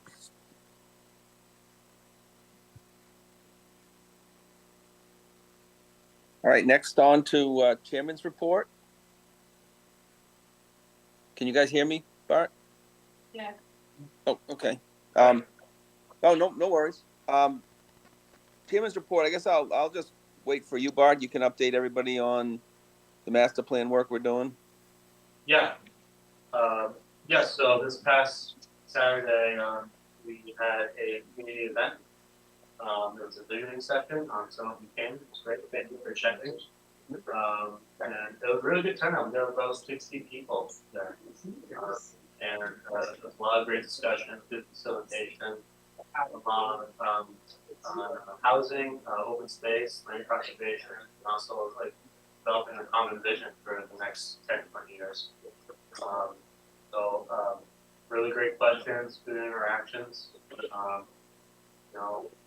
What I found really interesting comments from one of the Riverfront Advisory Committee members, we're just talking, almost just wrapping up, and one of her concerns were like, this was a great process, but I'm just wondering, why, trying to think why more people show up, and talk about messaging, learn more, but she was almost thinking that people were almost not necessarily afraid, but I don't think their voice matters. I found that really interesting. That people that she interacts with in her neighborhood, she is of the opinion that they just don't think matters, or like their opinion matters. These types, or their or like these barriers. So I thought that was a really interesting comment. So if that is the case, there's a lot of work to do. Just to make this more of an inclusive process. So So I think hearing that comment, just makes me want to, really understand how we can get people more, make them, make it a more welcoming process, even more so than we already have, so, I think. So, anyways, besides that comment, which I think was a good comment, don't get me wrong, it really makes us think of how we can do better, but, I thought it was a great event, I'll pass it along to those folks who are here, that was a good part of that, even a great presentation and one. Thank you though for that, I thought you did an excellent job, so. Well, So, it was. just general thoughts? No, I concur with, Bart's comment about, it was, even though it was kind of a smaller turnout than I think what we had hoped for, I think it was a lot of good participation from those who attended. So I was really pleased with that, and, in the people that wanted to be there, it seemed like everyone was clearly positive. Yeah. It wasn't so much the case,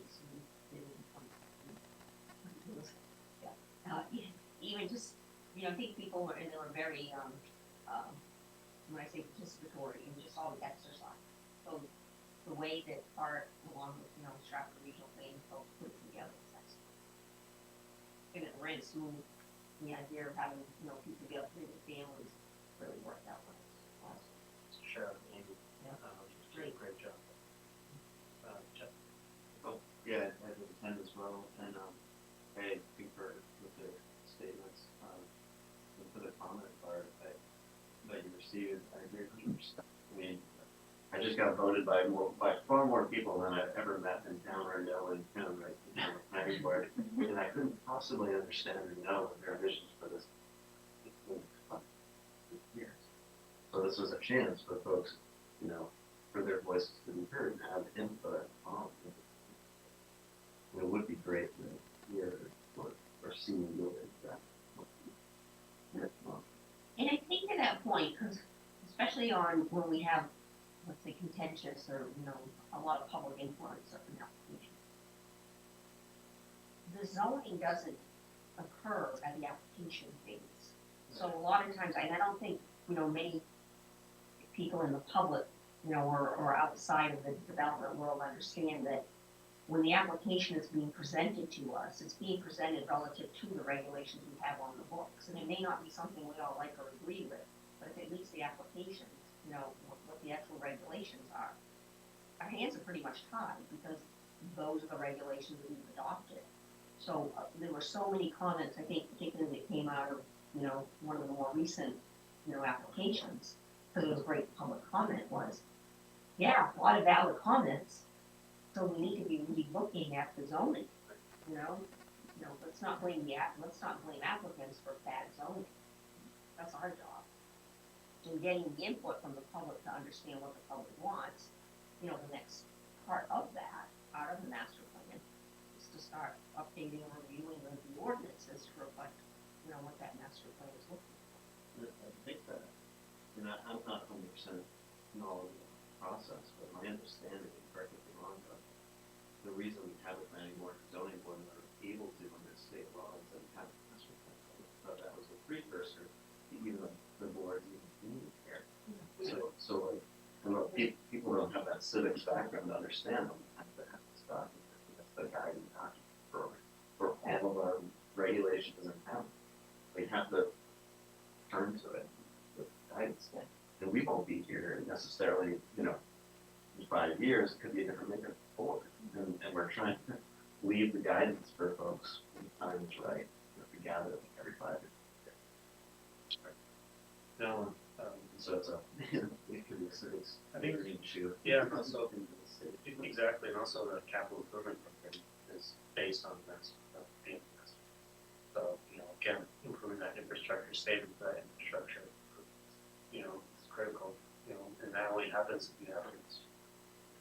And then I think it goes back to what we're trying to do too, is really have a robust implementation guide, so kind of to your point of institutional knowledge, that kind of document's gonna be here to, in case any of us think, like, this is where we want to go, this is what the town agreed to go to, this is what the planning board legislated, to go. And it came from the input of people. Right. And visioning. Yeah. Visioning group. I would work with people. Exactly, yeah, I agree. I mean, I thought the turnout was good. The people were engaged, it turned out. That's what I was, you had a high level engagement with people that turned out, which may tell you something about the process. You may not get a lot of people turning out, but those that turn out may be very engaged in the process. So that's good.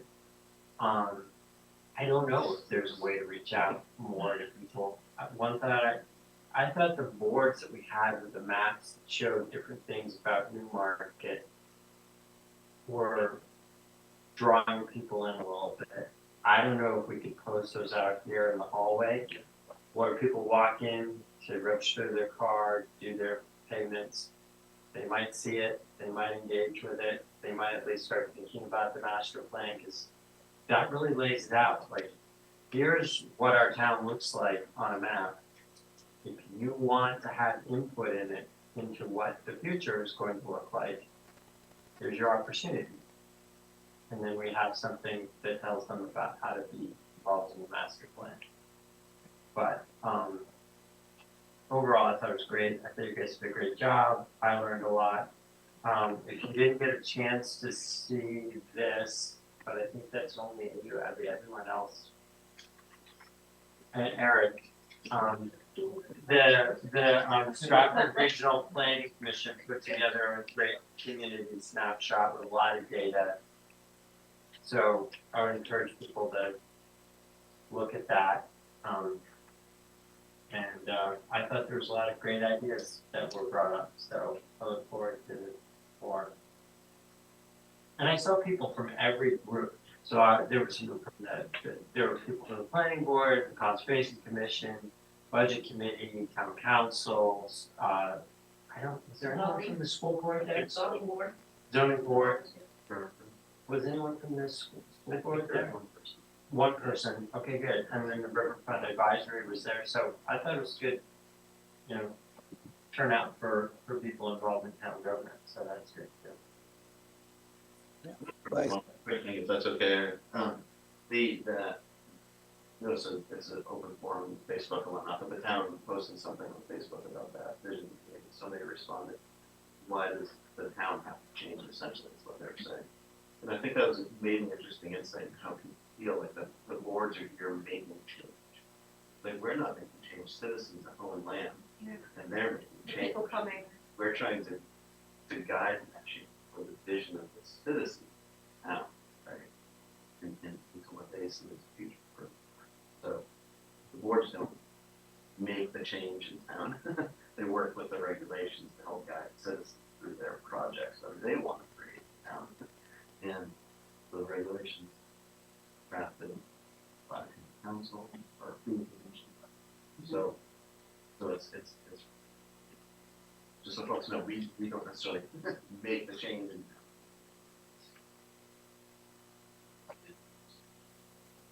And this, Right.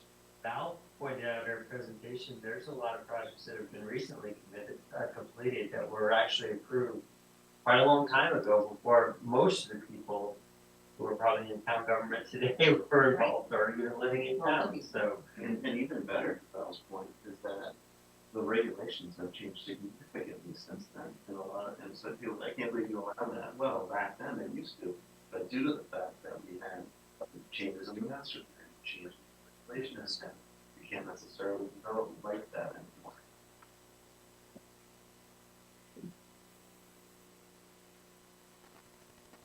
No, so I encourage people watching on the presentation that was recorded, so you can go online and stream it, watch it, and so encourage you to do that. If you have any questions, you can reach out to me, and if you want to be involved somehow. In next week. Oh, yes, thank you. So, the week of April 8th, we're having a visioning week. And so there'll be opportunities for people to come in to different board meetings.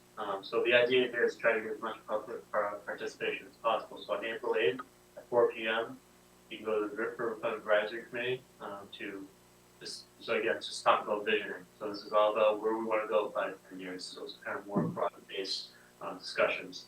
So this will be in the lower level? In the It'll be it? auditorium? No, it'll be here, In the room? in the room, yeah.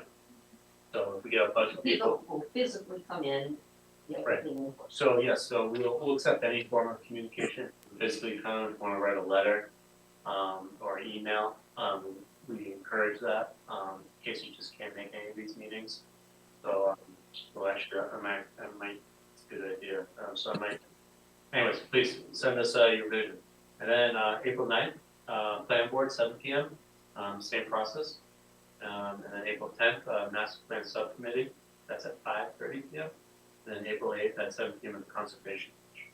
So again, this is like one more opportunity to really help create this vision for the master plan vision chapter. So again, please contact me if you have any questions. Planning office, and hope to see you. So the 9th is our next meeting, Yes. but it's really starting at 5? Nope, 7. Oh, okay. So we'll be dedicated to this. Yeah, we might have another item, but yeah, we'll dedicate to it. Mostly.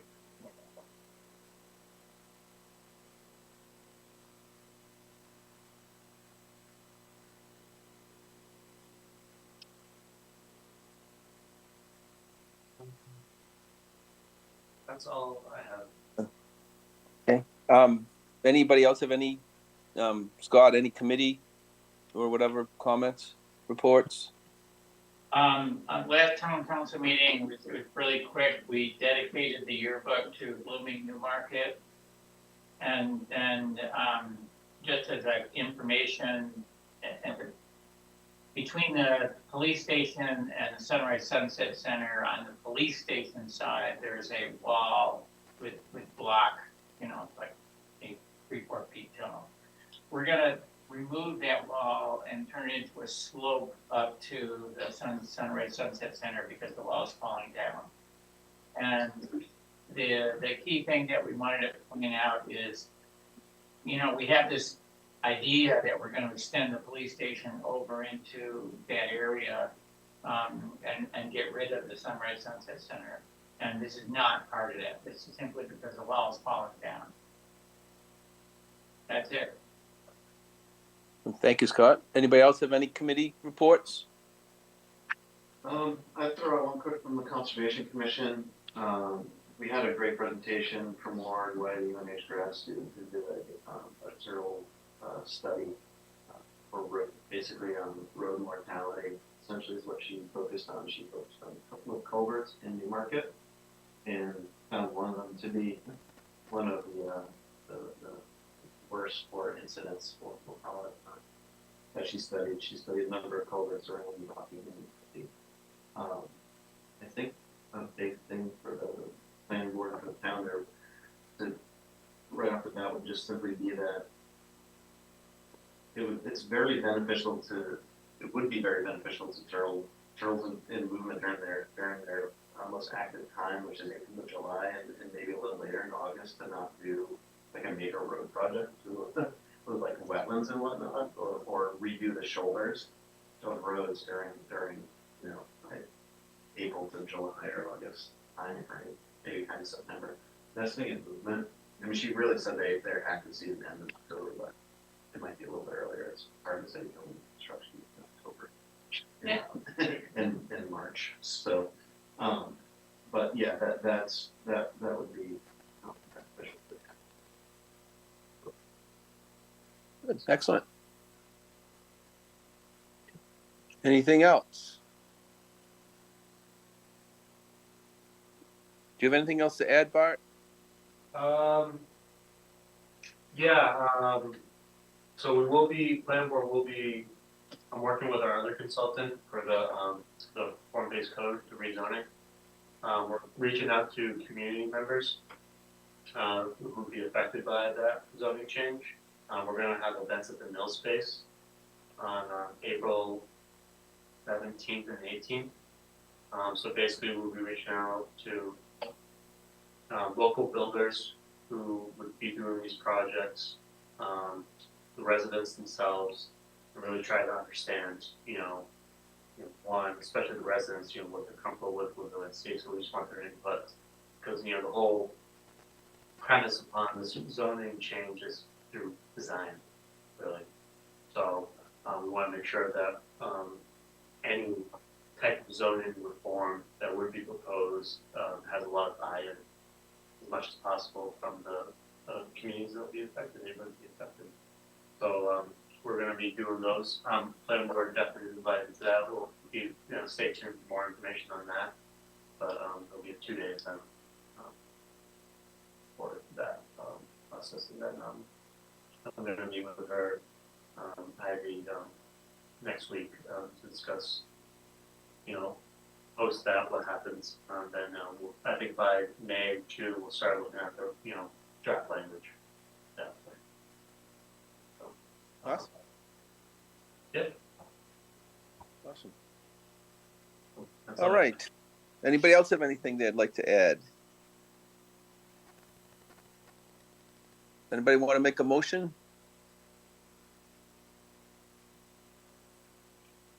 James not here. I'll make a motion. Motion's made and seconded. Any discussion? Hearing none. All those in favor of adjourning, say aye. Aye. All those opposed, say nay. Motion passes. Thank you all. Thank you. Another, I think, very productive meeting, very good meeting, I thought. Thank you.